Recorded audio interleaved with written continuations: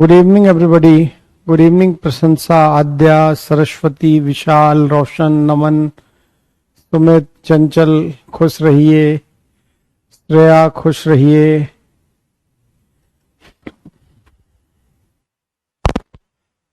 विवेक good evening. आदर्श जय हिंद। हाँ अंजलि, सुमित, कहाँ क्या हुआ? कुछ नहीं। हाँ पूजा गुड इवनिंग।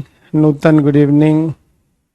हाँ रंजन जी गुड इवनिंग। अश्विनी, चलिए समस्तीपुर की धरती से ठीक है अश्विनी, आपका स्वागत है।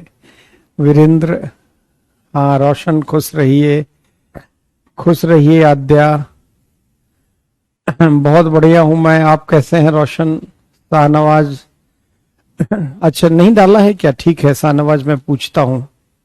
Shiva good evening. ब्रजेश, राहुल, भावना, सारे पुराने मेरे बच्चे हैं ही यहाँ। वाह। युवराज स्वागत है आपका। ये उवैश साहब स्वागत है आपका। ठीक है नेताजी, अच्छा हाँ आज तो नेताजी का के बारे में सुन के, हाँ नेताजी, सही बात है। वास्तव में जो एक जननेता का गुण होता है उसमें से उनमें सारा गुण था। हाँ सही बात है। आज से टाइमिंग थोड़ा रहेगी यही आपकी शाम में। हाँ ठीक है। चंचल, विशाल, अदिति, श्रवण, रोहित, सभी को शुभ संध्या। अमित स्वागत है आपका बरेली से। हाँ थोड़ा सा टाइम ना एडजस्ट करना पड़ेगा थोड़ा, है ना। शाम का समय रखते हैं 5:15 से 7:15, 7:30, आप जब तक पढ़ पाएंगे, है ना। हाँ आद्या पता है हमें, ठीक है। थोड़ा सा आप लोग जितना, अगर 2 घंटे की कक्षा को अगर आगे चलकर बढ़ा ले हम लोग 2.5 घंटे तक, तो कोर्स जल्दी सिलेबस खत्म हो जाएगा आपके लिए भी, है ना। आगे दिवाली वाली का त्योहार है तो उससे पहले हम लोग जितना पहले हो सके खत्म कर लें, है ना। थोड़ा आपका सहयोग चाहिए होगा कि 2 घंटे की जगह अगर 2.5 घंटे भी पढ़ना पड़े, है ना। कोई दिक्कत तो नहीं है ना बच्चों? ठीक है चलते हैं आज हम लोग। हाँ कल हम लोगों ने डेवलपमेंट प्रोसेस के डिफरेंट स्टेजेस की बात की थी। हमने विकास प्रक्रिया के अंतर्गत नीति निर्माण के विभिन्न चरण की बात की थी, विभिन्न स्तर या चरण, और उसमें हमने सेट किया था कि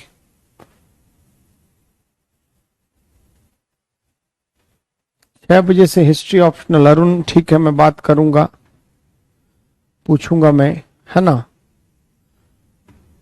इसमें हमने कल देखा कि सबसे पहला जो चरण था वो क्या था? प्लानिंग का। अगर आपको याद हो कि सबसे पहले नियोजन का चरण था जहां हम लोग, ठीक है ठीक है, नहीं देर नहीं हुआ, बस अभी हर्षित शुरू ही हुआ है। सबसे पहला स्टेज क्या था? प्लानिंग। फिर क्या था? एनालिसिस। जब प्लान बन गया तो उसका विभिन्न आयामों से हमने समीक्षा की। फिर हमने क्या किया? डिजाइन, उसकी रूपरेखा निर्धारित की। उसके बाद अगला जो चरण था वो क्या था? एग्जीक्यूशन, क्रियान्वयन का। और क्रियान्वयन में क्या करते हैं ये सब हमने डिटेल डिस्कशन किया था कल। सिर्फ एग्जीक्यूशन को लिखवाना था। इनोवेशन के बाद फिर एग्जीक्यूशन, और जब तक प्लान अपने लक्ष्य को प्राप्त, ठीक है कोई दिक्कत नहीं पूजा, पढ़ाएंगे 2.5 घंटे पहले करेंगे। अगर आप ज्यादा समझेंगे तो 3 घंटे भी कर सकते हैं। ठीक, शुरू करते हैं। हमने इसी चरण की बात की थी। हमारे सिलेबस में सिर्फ 2 पार्ट दिया गया है। कौन कौन? डिजाइन और कार्यक्रम के वित्तीय आवंटन के पहलू की समीक्षा। मतलब कोई कार्यक्रम में कितना पैसा खर्च होगा, वह सरकार के राजस्व पर भार अधिक तो नहीं पड़ेगा। जैसे मान लो कोई कार्यक्रम, महत्वाकांक्षी कार्यक्रम बना ले जिसमें 1 लाख करोड़ का बजट हो, परंतु उस कार्यक्रम के लिए बजट की आपूर्ति भी तो करनी होगी श्रेया। तो उसके लिए हमारे पास उतना पैसा रिसोर्स है अथवा नहीं है, ये भी तो जानना जरूरी होगा कि हम कोई ऐसा कार्यक्रम न बना लें जिसका वित्तीय भार सरकार उठा पाने में सक्षम ही ना हो।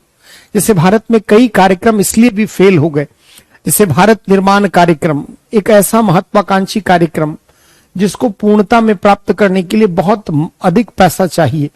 तो यह भी है कि हम कार्यक्रम के वित्तीय आवंटन के लिए कितना पैसा एलोकेट करें न करें, उससे संबंधित क्या समस्या है, अगर नहीं है तो कहां से व्यवस्था की जाएगी, ये सब बातों का ध्यान हम उस समय करते हैं। हमने कल डिजाइन बता दिया आपको, और एग्जीक्यूशन क्या है। यह एग्जीक्यूशन वो चरण है जहां पर कार्यक्रम की रूपरेखा निर्धारित करने के बाद उसे जमीनी स्तर पर क्रियान्वित किया जाता है।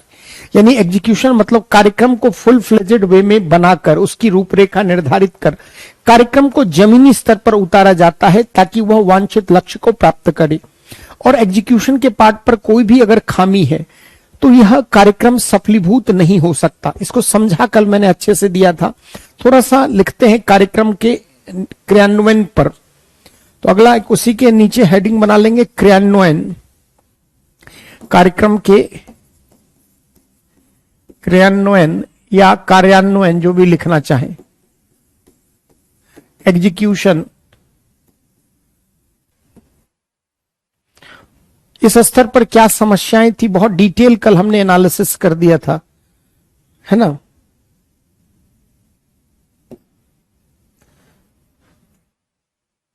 लिखिए, कार्यान्वयन शीर्षक बना लीजिए, उसमें कुछ बातें नोट करिए। देखिए, कार्यक्रम की रूपरेखा निर्धारित हो जाने के पश्चात, कार्यक्रम की रूपरेखा निर्धारित हो जाने के पश्चात, बस शुरू हो रहा है, लिखना स्टार्ट करो। कार्यक्रम की रूपरेखा निर्धारित हो जाने के पश्चात इसका अगला चरण, कार्यक्रम की रूपरेखा निर्धारित हो जाने के पश्चात इसका अगला चरण क्रियान्वयन का है, जहां अगला चरण क्रियान्वयन का है जहां कार्यक्रम को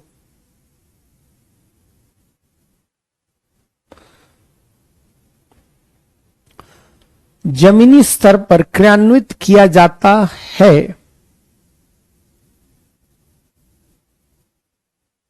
जहां कार्यक्रम को जमीनी स्तर पर क्रियान्वित किया जाता है, अर्थात जमीनी स्तर पर क्रियान्वित किया जाता है, अर्थात जिस उद्देश्य के लिए कार्यक्रम का निर्माण किया गया था, जिस उद्देश्य के लिए कार्यक्रम का निर्माण किया गया था उसकी पूर्ति हेतु उसे मूर्त स्वरूप प्रदान किया जाता है। उसकी पूर्ति हेतु मूर्त स्वरूप प्रदान किया जाता है।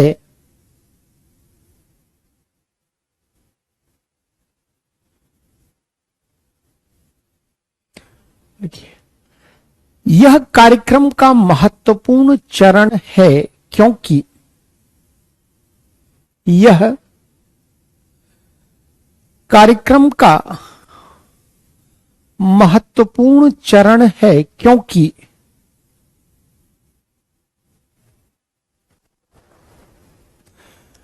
इस स्तर पर कोई भी गलती या कमी, क्योंकि इस स्तर पर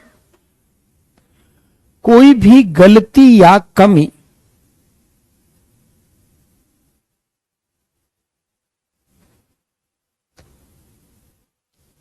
इस स्तर पर कोई भी कमी या गलती कार्यक्रम के भविष्य को प्रभावित कर सकता है। कार्यक्रम के भविष्य को प्रभावित कर सकता है। यहां कार्यक्रम के प्रचार प्रसार, यहां कार्यक्रम के प्रचार प्रसार, कॉमा, विभिन्न साझेदारों के मध्य तालमेल। यहां कार्यक्रम के प्रचार प्रसार, कॉमा, विभिन्न साझेदारों के मध्य तालमेल, कॉमा, पारदर्शिता, पारदर्शिता,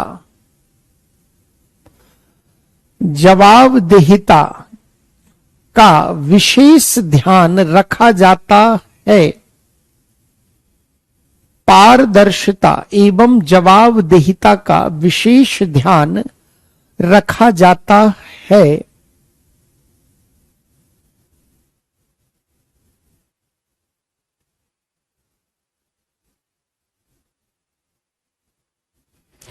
कार्यक्रम के क्रियान्वयन के साथ साथ, कार्यक्रम के क्रियान्वयन के साथ साथ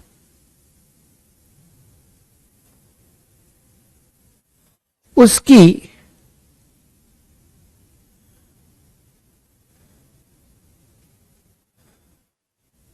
बेहतर निगरानी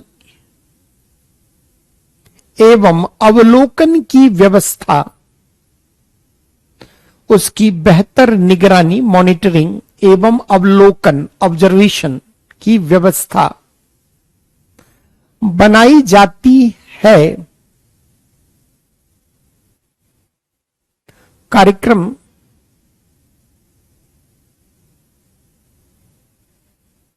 व्यवस्थित निगरानी एवं मॉनिटरिंग की व्यवस्था बनाई जाती है। अब देखो क्रियान्वयन के स्तर पर क्या कमियां रहती है, थोड़ा उसको भी देख लेते हैं कि कोई भी कार्यक्रम बना दिए, उसको क्रियान्वित कर दिए, लेकिन वहां क्या कमियां रह जाती है, समझते हैं क्या क्या कमी रहती है। पहले तो कमेंट करके कुछ बताओ, कल समझाया था।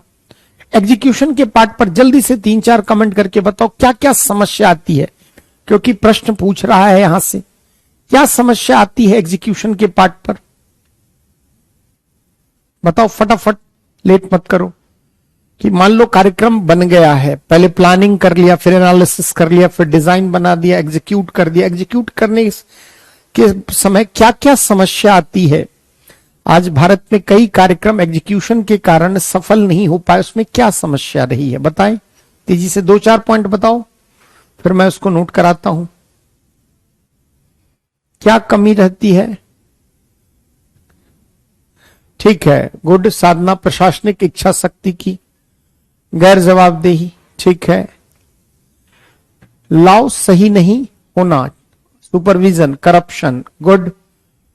और व्यावहारिक क्रियान्वयन नहीं हो पाना, ठीक है। जमीनी इतर कानून, ठीक है। डेटा एनालिसिस, जागरूकता की समन्वय भी, बिल्कुल सारे लोग विद्वान तो हैं ही हमारे बैच के बच्चे। जागरूकता का अभाव, लार्ज पॉपुलेशन, ठीक है। भ्रष्टाचार के विरुद्ध, पारदर्शिता की कमी, बाबा सारा तो पता ही है। विभिन्न साझेदार, यही सब पॉइंट आपको वहां पर लिखने हैं।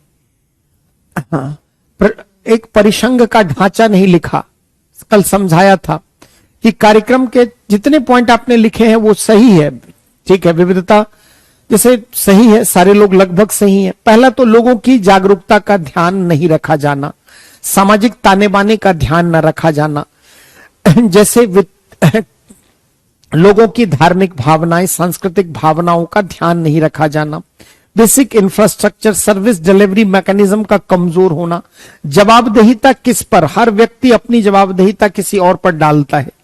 इसके अलावा ठीक है लाल फीताशाही, ठीक है। एक जो बड़ा कारण देखा गया कार्यक्रम को लेकर, वह देखा गया केंद्र राज्य के मध्य कार्यक्रम को लेकर समन्वय की कमी। विचारधारा के आधार पर केंद्र में अलग दल की सरकार और राज्य में अलग दल की सरकार, तो कोऑर्डिनेशन नहीं बन पाता। जैसे सत्ता परिवर्तन के बाद कल भी आपको समझाया कि कार्यक्रम का नाम परिवर्तित कर दिया जाता, वित्तीय आवंटन में कटौती कर दी जाती है, कार्यक्रम को किसी अन्य कार्यक्रम में विलित कर दिया जाता है, उसका विलय कर दिया जाता है। कार्यक्रम का निधि जितना उसके लिए एलोकेट किया गया था उसमें कमी कर दी जाती है, या कार्यक्रम को किसी अन्य मंत्रालय को शिफ्ट कर दिया जाता है। इसके कारण कार्यक्रम अपने वांछित लक्ष्य को प्राप्त नहीं कर पाता है। सबसे बड़ी समस्या क्या है? पारदर्शिता का अभाव। जैसे डायरेक्ट बेनिफिट ट्रांसफर स्कीम, जो प्रत्यक्ष लाभ अंतरहन जो आया है, वो क्यों आया है? डायरेक्ट लाभ ट्रांसफर करने, ताकि जो भी पारदर्शिता है उससे समस्या जो हो रही है उसमें कमी लाई जाए, है ना। जैसे प्रशासनिक इच्छा शक्ति का भी आप लोगों ने लिखा है, बिल्कुल सही बात है। कई बार कार्यक्रम सिर्फ लोक लुभावन कार्यक्रम, पॉपुलिस्ट मेजर के तहत लोकप्रियता के लिए कार्यक्रम बना दिए जाते हैं। हाँ, सही बात है कि कार्यक्रम के बारे में कई बार लोक लुभावन कार्यक्रम, कई बार महत्वाकांक्षी कार्यक्रम बना दिए जाते हैं। कई बार मॉनिटरिंग के पार्ट पर प्रभावी मॉनिटरिंग नहीं हो पाती। कई बार जो है वह प्रशासनिक अकर्मण्यता के कारण या प्रशासनिक इच्छा शक्ति, दृढ़ राजनीतिक इच्छा शक्ति के अभाव के कारण, तो एग्जीक्यूशन में तो 1000 समस्या हो सकती है। कई बार कार्यक्रम के संचालन के क्रम में जो भी साझेदार है उनके मध्य समन्वय का अभाव। सारे लोगों ने लगभग पॉइंट लिखा है, ठीक है।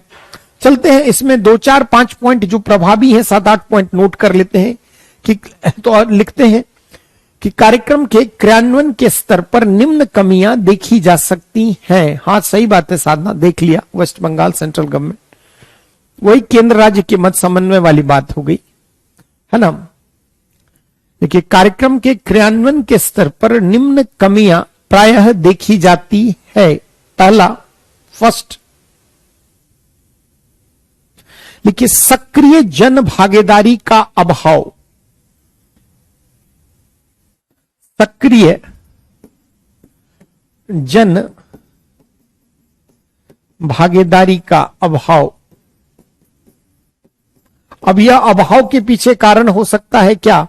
शिक्षा, ज्ञान व जागरूकता के स्तर कम होने के कारण, या कार्यक्रम को आम व्यक्ति तक पहुंच उसकी हो, उसके लिए कोई बेहतर प्रचार प्रसार तंत्र नहीं बनाया गया। तो पहला, सक्रिय जन भागीदारी का अभाव। दूसरा लिखिए, लोगों के शिक्षा, ज्ञान, जागरूकता के स्तर का ध्यान न रखा जाना।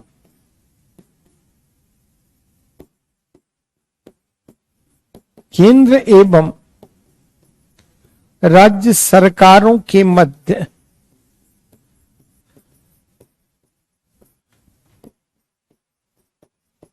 समन्वय का अभाव। इसमें नोट कर लेते हैं थोड़ा, केंद्र एवं राज्य सरकारों के मध्य समन्वय का अभाव। लिखिए, इसमें नोट करते हैं। इसके अंतर्गत थर्ड पॉइंट में देखिए, भारत में कई कार्यक्रम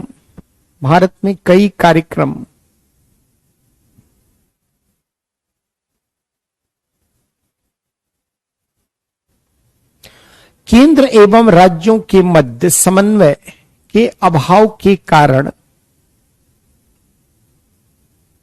केंद्र एवं राज्यों के मध्य समन्वय के अभाव के कारण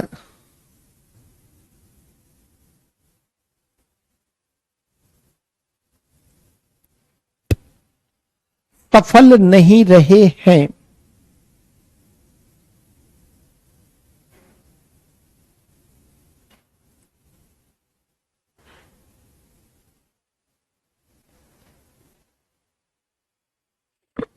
जैसे पहला पॉइंट, सब पॉइंट 1 नंबर, जैसे लिखिए, सत्ता परिवर्तन के पश्चात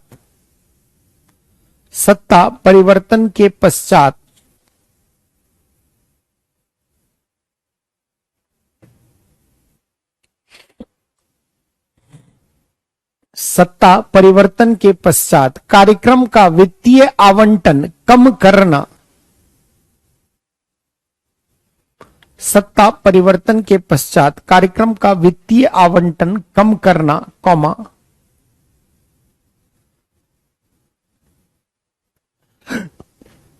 कार्यक्रम को किसी अन्य कार्यक्रम में विलय करना, कार्यक्रम को किसी अन्य कार्यक्रम में विलय करना,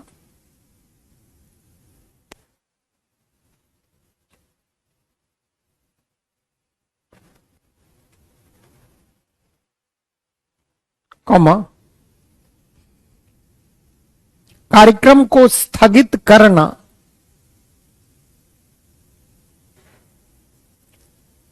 आदि। सेकंड पॉइंट में लिखिए,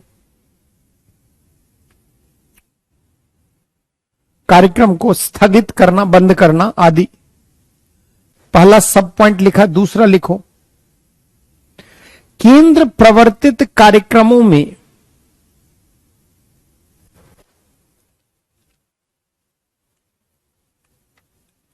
केंद्र प्रवर्तित कार्यक्रमों में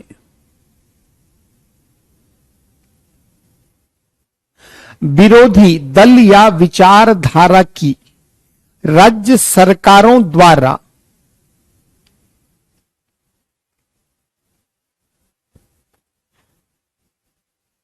विरोधी दल या विचारधारा की राज्य सरकारों द्वारा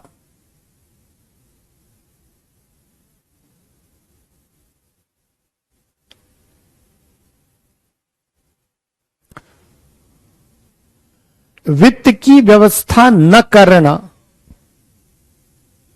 वित्त की व्यवस्था न करना, आदि। ये बड़ा पॉइंट है, यहां से प्रश्न बना सकता है।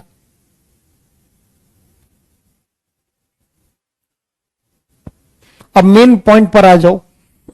3 लिखा, चौथा लिखिए। फोर्थ पॉइंट लिखिए,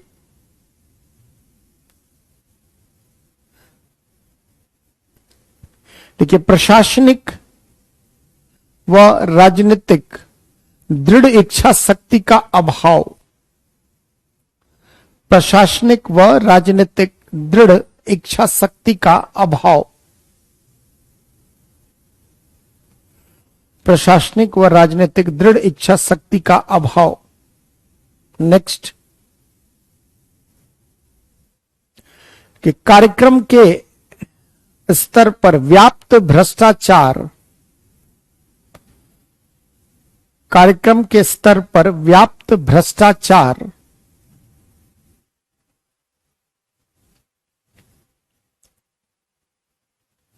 नेक्स्ट,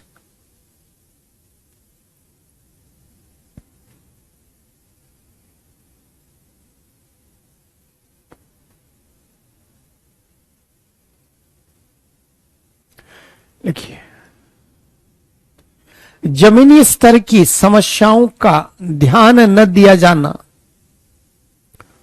जमीनी स्तर की समस्याओं का ध्यान न दिया जाना। नेक्स्ट, सेवा आपूर्ति तंत्र के स्तर पर व्याप्त कमी, सर्विस डिलीवरी मैकेनिज्म, सेवा आपूर्ति तंत्र के स्तर पर व्याप्त कमी। और बहुत सारे लिख सकते हो, सांस्कृतिक सामाजिक विविधता वगैरह, है ना। मेन ये सब पॉइंट आपके आने चाहिए। अब इनोवेशन के बाद अगला चरण क्या है, सॉरी, एग्जीक्यूशन के बाद अगला चरण क्या है। मान लीजिए कार्यक्रम के किसी स्तर पर खामी है, तो उस खामी को कम करने के लिए हम क्या करते हैं, उसमें नवाचार डालते हैं, कहीं ना कहीं उसमें इनोवेशन डालते हैं, जो भी कमियां हैं उसको ठीक करके, और फिर कार्यक्रम को प्रवर्तित करते हैं। तो एग्जीक्यूशन के बाद का नेक्स्ट चरण क्या है, इनोवेशन। तो अगला एक हेडिंग बनाएंगे, पहले उसको समझ लेते हैं। एग्जीक्यूशन के बाद का चरण क्या है, इनोवेशन।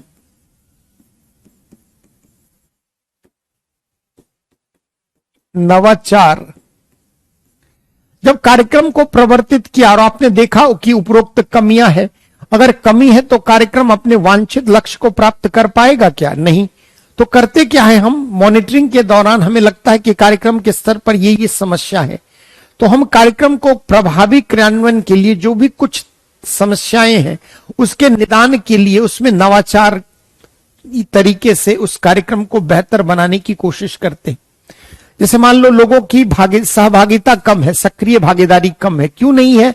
तो लोग पढ़े लिखे नहीं है, शिक्षा ज्ञान जागरूकता का स्तर कम है, लोगों में राजनीतिक चेतना का अभाव है। तो हम क्या करते हैं, कार्यक्रम को ग्रास रूट पर पहुंचाने के लिए, लोगों आम व्यक्तियों तक पहुंचाने के उपाय करते हैं।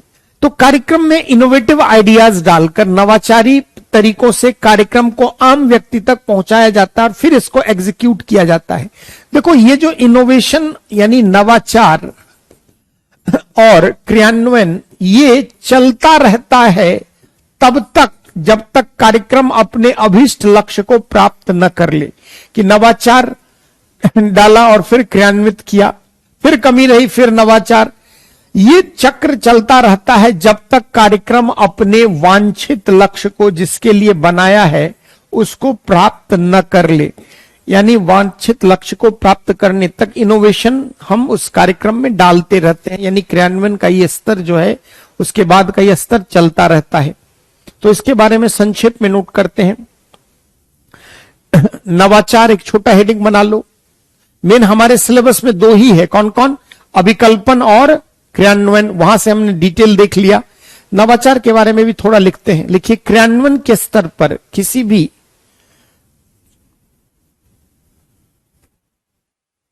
अब मुझे याद नहीं है, प्रशासनिक दृढ़ इच्छा शक्ति वगैरह बोला था, ज्ञान जागरूकता, सामाजिक सांस्कृतिक विविधता वगैरह चंचल बोला था। लिखिए, कार्यक्रम के क्रियान्वयन के स्तर के पश्चात, कार्यक्रम के क्रियान्वयन के पश्चात कार्यक्रम संबंधित किसी समस्या या कमी के कारण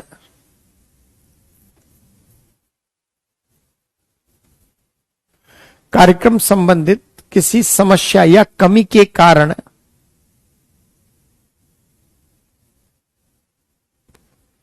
कार्यक्रम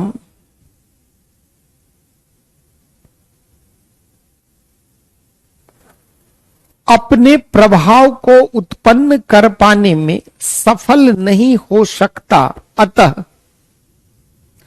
कार्यक्रम अपने प्रभाव को उत्पन्न कर पाने में सफल नहीं हो सकता। अतः नवाचार के माध्यम से, अतः नवाचार के माध्यम से इस समस्या का समाधान किया जाता है। अतः नवाचार के माध्यम से इस समस्या का समाधान किया जाता है।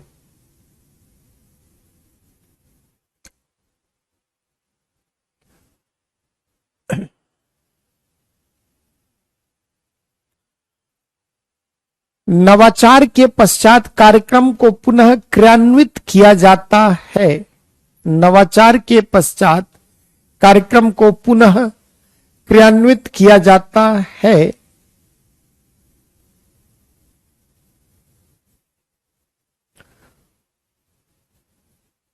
और यह चरण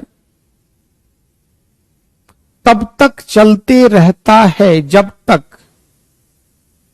और यह चरण तब तक चलते रहता है जब तक कार्यक्रम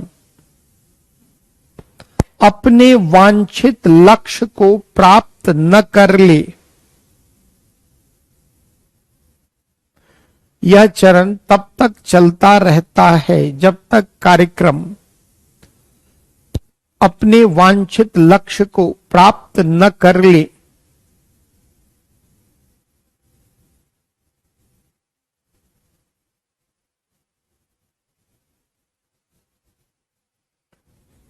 तो क्लियर हुआ डिफरेंट स्टेजेस क्या है। अब देखो सिलेबस में क्या किया है, सिर्फ अभिकल्पन और क्रियान्वयन रख दिया है। मान लीजिए एक दो प्रश्न अगर मैं सेट करूं, यहां से क्या आ सकता है। हम इसमें प्रश्न पहले तो डायरेक्ट एक सवाल पूछ सकता है कि नीतिगत हस्तक्षेप के उद्देश्यों की चर्चा करते हुए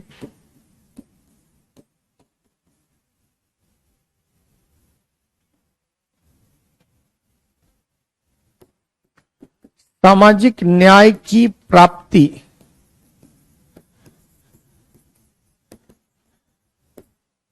सामाजिक न्याय की स्थापना, इसे लिखें, प्राप्ति से ज्यादा अच्छा शब्द है। सामाजिक न्याय की स्थापना में इसके योगदान की चर्चा करें।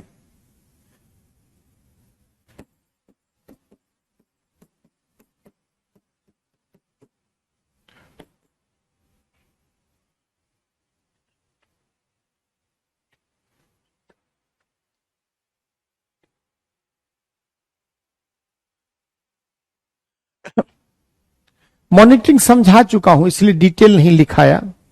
एग्जीक्यूशन, मॉनिटरिंग सब साथ चल रहा है। एग्जीक्यूशन के बाद मॉनिटरिंग, इनोवेशन सब चल रहा है, साथ साथ समझा दिया है। नीतिगत हस्तक्षेप के उद्देश्यों की चर्चा करते हुए सामाजिक न्याय की स्थापना में इसके योगदान की चर्चा करें। अब देखो, क्रियान्वयन से दे सकते हैं आप एग्जाम्पल, जनधन योजना कोई भी अगर आप दिखा सकते हैं।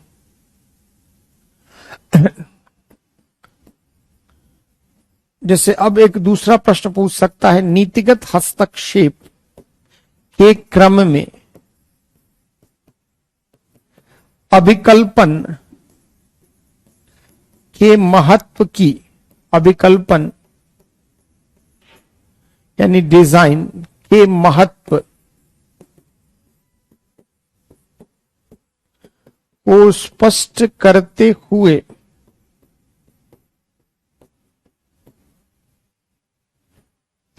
इस स्तर पर व्याप्त कमियों को बताएं। व्याप्त कमियों को बताएं। नीतिगत हस्तक्षेप के क्रम में, ठीक है, मैं पूछ लूंगा 8 अक्टूबर की क्लास चढ़ी है नहीं। नीतिगत हस्तक्षेप के क्रम में अभिकल्पन के महत्व को स्पष्ट करते हुए इस स्तर पर व्याप्त कमियों को बताएं।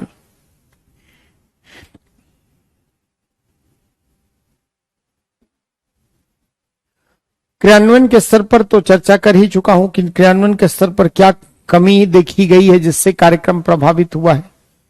तो मान लो ये जो पहला हमारा टॉपिक था उसमें आपको ये 2 बातों पर ध्यान रखना है, अभिकल्पन क्या है, एग्जीक्यूशन क्या है, उसके अलावा नीतिगत हस्तक्षेप क्या है, उसके पीछे मंशा क्या है।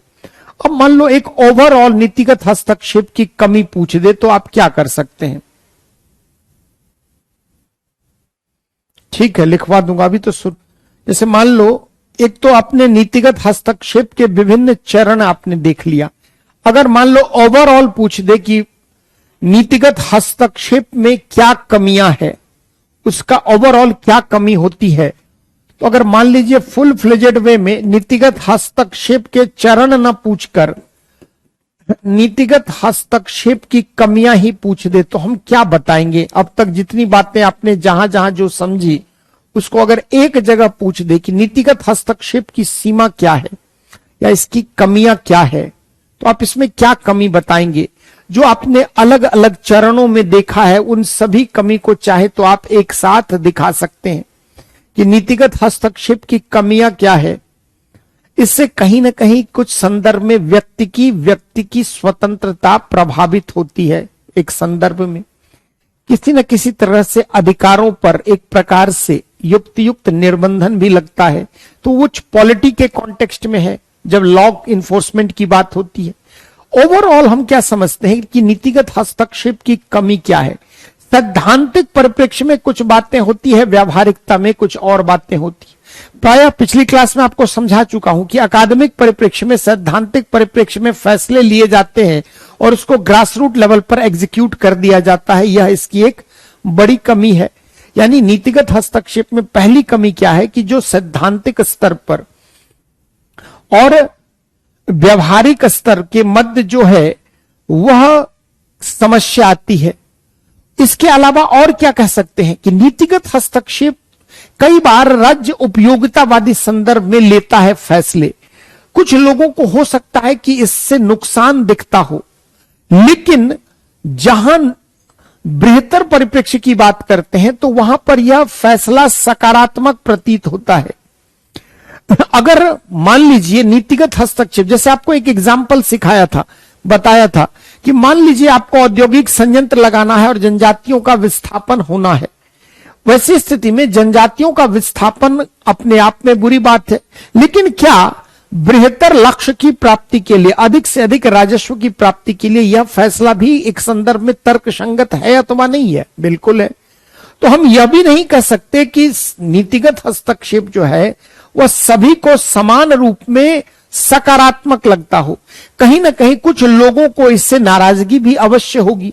और नीतिगत हस्तक्षेप की कमी देखते हैं कि कई बार प्लान कुछ होता, एग्जीक्यूट कुछ और होता, तो यह सफल नहीं हो पाता। तो अगर हमसे पूछा जाए ओवरऑल जो आपने पढ़ा है अलग अलग, वह न पूछकर एक ही साथ अगर नीतिगत हस्तक्षेप की क्या कमियां हैं ये पूछ दिया जाए तो आप क्या लिखेंगे? तो उसमें नोट करते हैं। देखते हो चंचल, इस बार संडे का टेस्ट की अभी जिक्र करनी जरूरी है, लास्ट में सब पूछो ना यार, 5 मिनट। चंचल आपका ही क्लास रुक रहा है और किसी बच्चे का नहीं रुक रहा है ना? ये सब जो क्वेरी है ना आपकी, जो अपनी जिज्ञासा, वो लास्ट में 5 मिनट रोज देता हूं ना समय, उस समय ये सब पूछना ना, अभी क्लास पे फोकस करो। बहुत इंपॉर्टेंट टॉपिक है, यहां से सवाल ही नहीं समझ में आता है।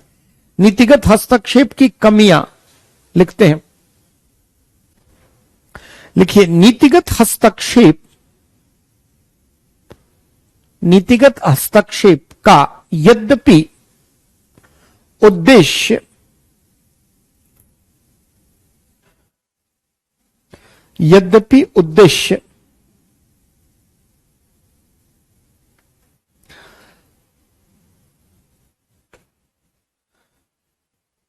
सामाजिक न्याय की स्थापना करना अधिक है, सामाजिक न्याय की स्थापना करना अधिक है, परंतु व्यवहार में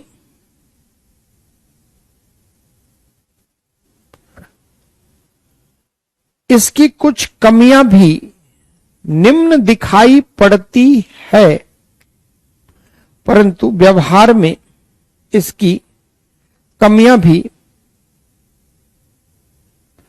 निम्न दिखाई पड़ती है। पहला,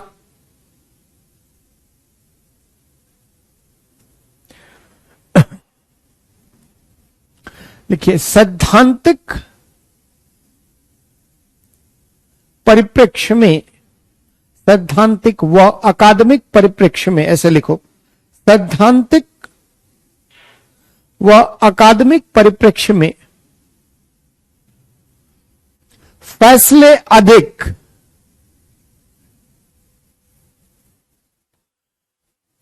सैद्धांतिक व अकादमिक परिप्रेक्ष्य में फैसले अधिक लिए जाने के कारण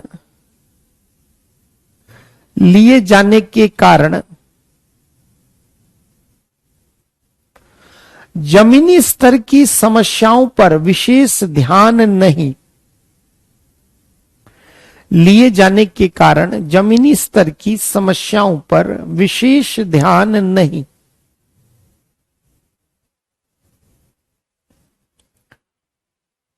दूसरा, सेकेंड पॉइंट बहुत सही पॉइंट है, इसको समझ लेते हैं, पहले समझते हैं फिर लिखते हैं। देखो क्या है, किसी भी समस्या के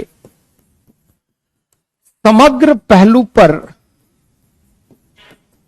ध्यान न देकर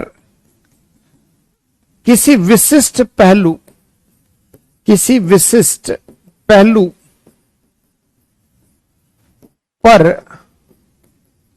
अधिक ध्यान केंद्रित करना, अधिक ध्यान केंद्रित करना। जैसे मान लो आपको समझाया था यह भी कि गरीबी के 1000 कारण हैं, और गरीबी के कारण में सिर्फ अगर हम रोजगार का अभाव या हम यह मान बैठ लें कि गरीबी का प्रधान कारण सिर्फ रोजगार या अवसंरचना की कमी है, तो यह एकमात्र कारण नहीं है। तो कई बार कार्यक्रम बनाते हुए किसी कार्यक्रम या समस्या से संबंधित विभिन्न समग्र पहलुओं पर ध्यान नहीं देते, हम किसी विशिष्ट पहलू पर ही ध्यान केंद्रित करके कार्यक्रम बना लेते हैं। और ऐसी स्थिति में क्या होता है, कार्यक्रम वो प्रभाव उत्पन्न कर पाने में सफल नहीं होता। जैसे मान लो जनसंख्या वृद्धि, गरीबी निवारण, रोजगार सृजन, उसके लिए हर क्षेत्र में प्रयास करने की आवश्यकता है। किसी एक दो विशिष्ट कारणों को पता लगाकर सिर्फ उसके निदान के प्रयास करने चाहिए, ऐसा नहीं हो सकता। तो एक बड़ी समस्या क्या है कि नीतिगत हस्तक्षेप के क्रम में हम कॉम्प्रिहेंसिव एस्पेक्ट में चीजों को देखते नहीं है, बल्कि किसी स्पेसिफिक पार्ट पर अधिक बल दे देते हैं, अधिक फोर्स देते हैं, और इस कारण हमारा समस्या से ग्रस्त हो जाता है वह समाधान भी। जैसे मान लो नारी सशक्तिकरण के लिए अगर हम यह कहें कि स्कूटी या साइकिल का वितरण कर दें तो वुमेन एम्पावरमेंट हो जाएगा। पहले वुमेन एम्पावरमेंट के मार्ग में 1000 बाधाएं हैं। अगर आप साइकिल या स्कूटी बांट भी देंगे तो स्कूटी चलाने वाले लोग कौन होंगे? पैट्रियार्कल माइंडसेट के कारण अधिकतर स्कूटी भले ही लड़कियों को दे दी जाए, लेकिन चलाने वाले उसके घर के मेल पुरुष ही होंगे, मेल मेंबर ही होंगे। और यह समस्या है कि हम समस्या के समग्र पहलू पर ध्यान न देकर किसी स्पेसिफिक एस्पेक्ट पर अधिक ध्यान देते हैं। तो नोट करिए कि किसी भी समस्या के समग्र पहलू पर ध्यान न देकर किसी विशिष्ट पहलू पर अधिक ध्यान केंद्रित करना। नेक्स्ट, कार्यक्रम के प्रभावी निगरानी, निरीक्षण या एवं अंकेक्षण का अभाव।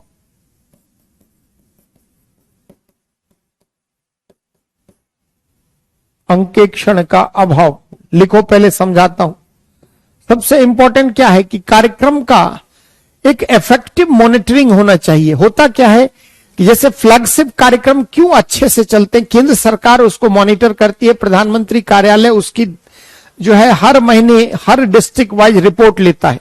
जैसे मान लो बेटी बचाओ बेटी पढ़ाओ कार्यक्रम केंद्र सरकार का कार्यक्रम है और वह फ्लैगशिप प्रोग्राम है, तो प्रधानमंत्री कार्यालय हर राज्य को छोड़ दे, हर जिले वाइज उस मद में क्या किया गया इसकी हर मंथ रिपोर्ट मांगता है और प्रधानमंत्री कार्यालय को डायरेक्ट रिपोर्टिंग करनी होती है, यानी उस पर इफेक्टिव जो है ऑब्जर्वेशन, उसका प्रभावी निगरानी किया जाता है। बहुत सारे कार्यक्रम है जिसमें सोशल ऑडिटिंग जरूरी है, लेकिन सोशल ऑडिटिंग होता नहीं।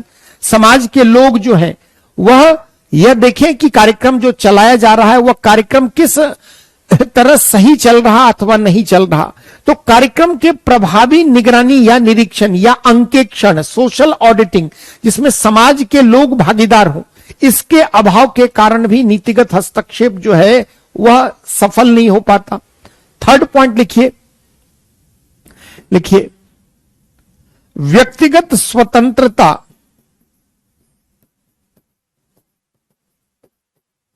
एवं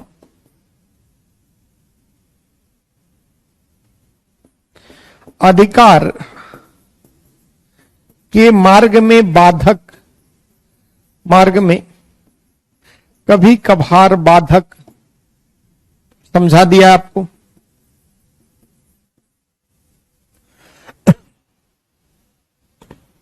नेक्स्ट, व्यक्तिगत स्वतंत्रता एवं अधिकार के मार्ग में कभी कभार नीतिगत हस्तक्षेप के कारण बाधाएं उत्पन्न होती है। नेक्स्ट, विभिन्न साझेदार, विभिन्न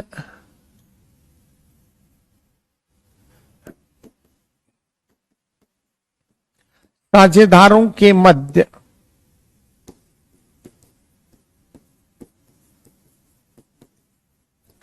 तालमेल का अभाव,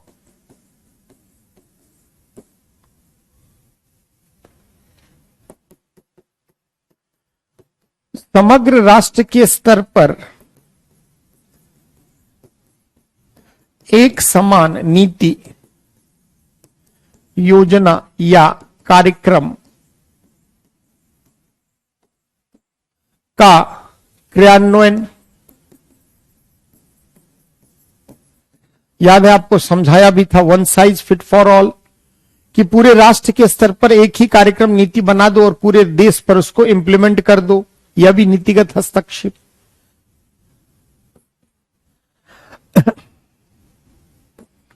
कई बार नीतिगत हस्तक्षेप में इसको अच्छे से समझते हैं। पूंजीपति वर्ग के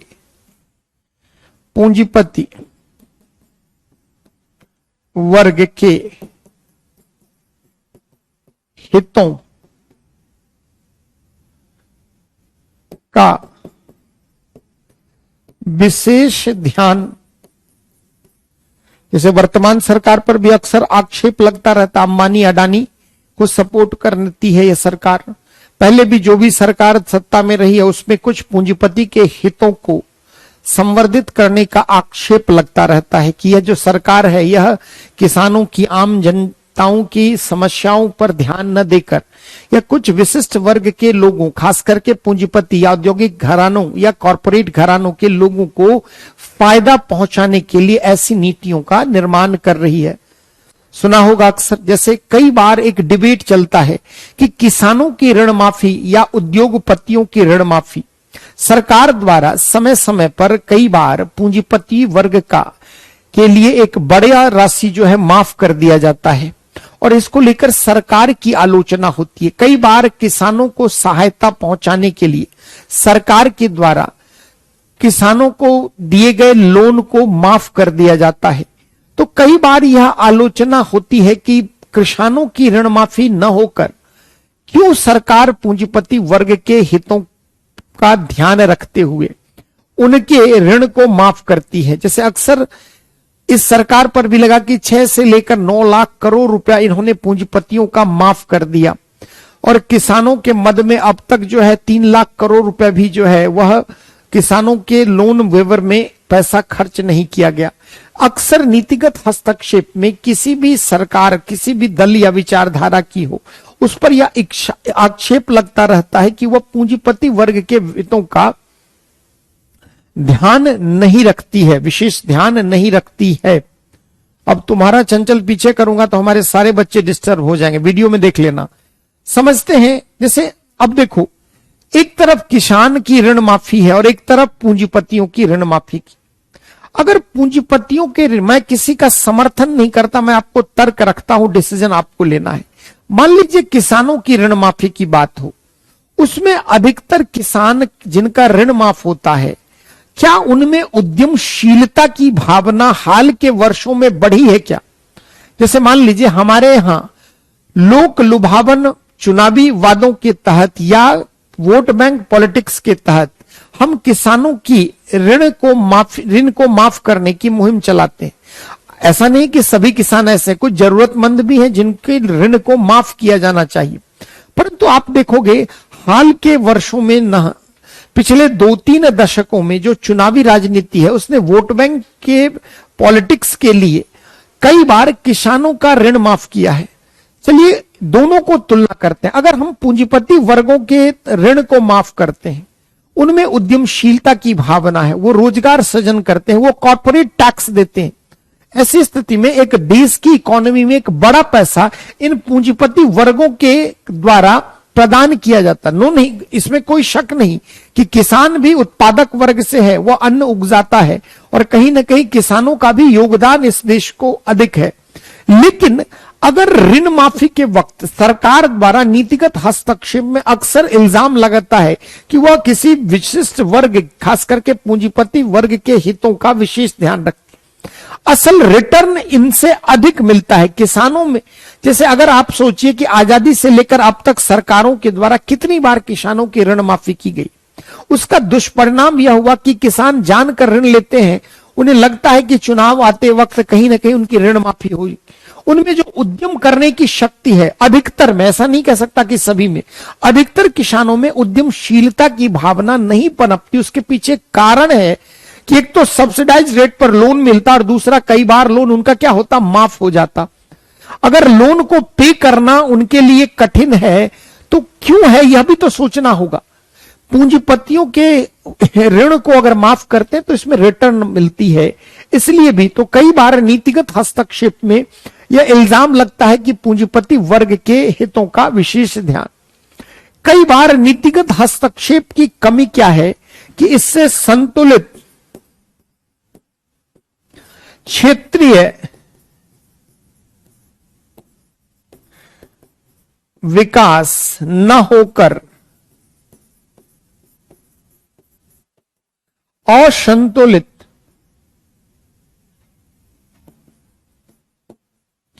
क्षेत्रीय विकास की स्थिति उत्पन्न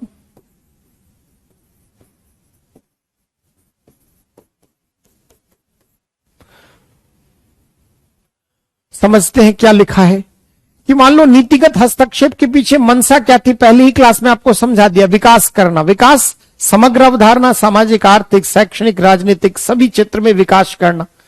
और सरकार ने जब नीतिगत हस्तक्षेप किया तो कई बार वह संतुलित विकास न होकर असंतुलित क्षेत्रीय विकास, जिन राज्यों का विकास अधिक हुआ है कई बार उन्हीं के मद में अधिक राशि आवंटित कर दी जाती है। जैसे आप बीमारू राज्य का कंसेप्ट आपने सुना है। जैसे आप क्यों कहते हो कि ये सब राज्य बीमारू राज्य हो गए, बिहार, उत्तर प्रदेश, मध्य प्रदेश, ये सब राज्य बीमारू राज्य की श्रेणी में क्यों आ गए? क्यों? कहीं ना कहीं नीतिगत हस्तक्षेप के द्वारा उन राज्यों को अधिक धन या अधिक सहायता या अधिक वित्तीय अनुदान मिला जो तुलनात्मक रूप से क्या थे, अधिक सक्षम थे। ठीक है, वो अधिक सक्षम है इसलिए उनको मिलना भी चाहिए, परंतु इसका परिणाम क्या हुआ कि संतुलित क्षेत्रीय विकास के स्थान पर असंतुलित क्षेत्रीय विकास दिखा। कुछ राज्य आगे हो गए और बहुत सारे राज्य क्या है, पिछड़ गए।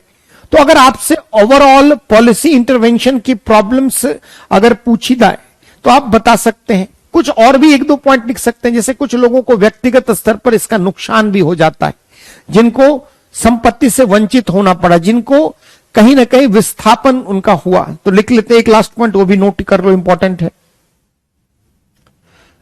लिखिए, हस्तक्षेप के परिणाम स्वरूप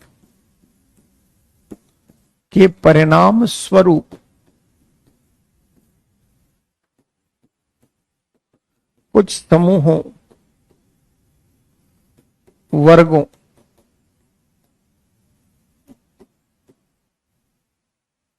को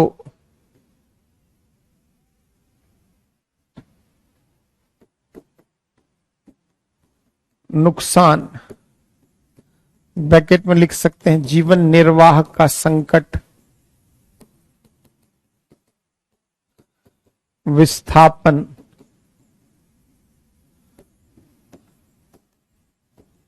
आदि। तो नीतिगत,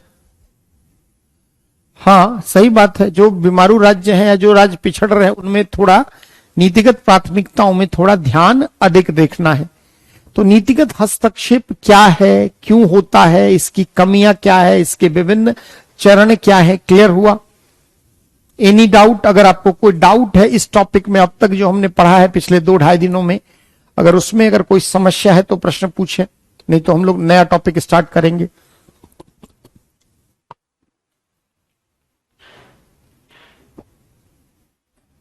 नीतिगत हस्तक्षेप की सीमा पूछ सकता है, कमियां पूछ सकता है, तो ये सब आप दिखा देंगे। कोई भी एग्जीक्यूशन के पार्ट पर आगे जब विकास प्रक्रिया, विकास उद्योग पढ़ोगे तो और चीजें क्लियर हो जाएंगी। कल मैंने आपको कहा था कि एक बार पंचवर्षीय योजना वगैरह पढ़कर आना, ताकि आज की क्लास जो है वो और आसान हो पाए, क्योंकि मैं उतना इकोनॉमिक्स में तो जाऊंगा नहीं, लेकिन ये टॉपिक जो है उसमें इकोनॉमिक्स की मदद लिए बिना आप कुछ नहीं आगे बढ़ सकते, है ना। तो हमारा सेकंड जो नेक्स्ट टॉपिक है वह है विकास प्रक्रिया तथा विकास उद्योग। विकास प्रक्रिया तथा विकास उद्योग, और उसमें एनजीओ, अंकेक्षण ऑडिटिंग, जहां अंकेक्षण क्या होता है, समाज के लोगों के द्वारा किसी चीज की छानबीन करना, निगरानी करना। कार्यक्रम, योजना, सब बात बराबर है ना। अमित पढ़ो तो 2-3 बार पढ़ोगे समझ में आ जाएगा इसमें है क्या। डाल सकते हैं बिना डेटा का यूज किए, अगर जहां लगे कि डेटा का यूज करना है तो उसको डाल सकते हैं।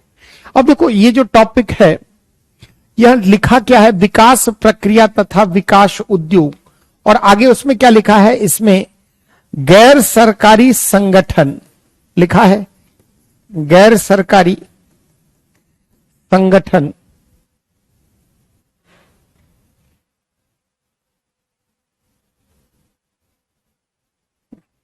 एनजीओ, नॉन गवर्नमेंटल ऑर्गेनाइजेशन, स्वयं सहायता समूह, स्वयं सहायता समूह, स्वैच्छिक संगठन,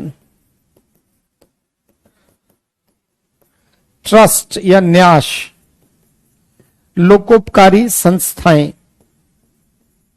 लोकोपकारी संस्थाएं, अन्य दानकर्ता, डोनर्स, ये सब आपके टॉपिक में दिया गया है।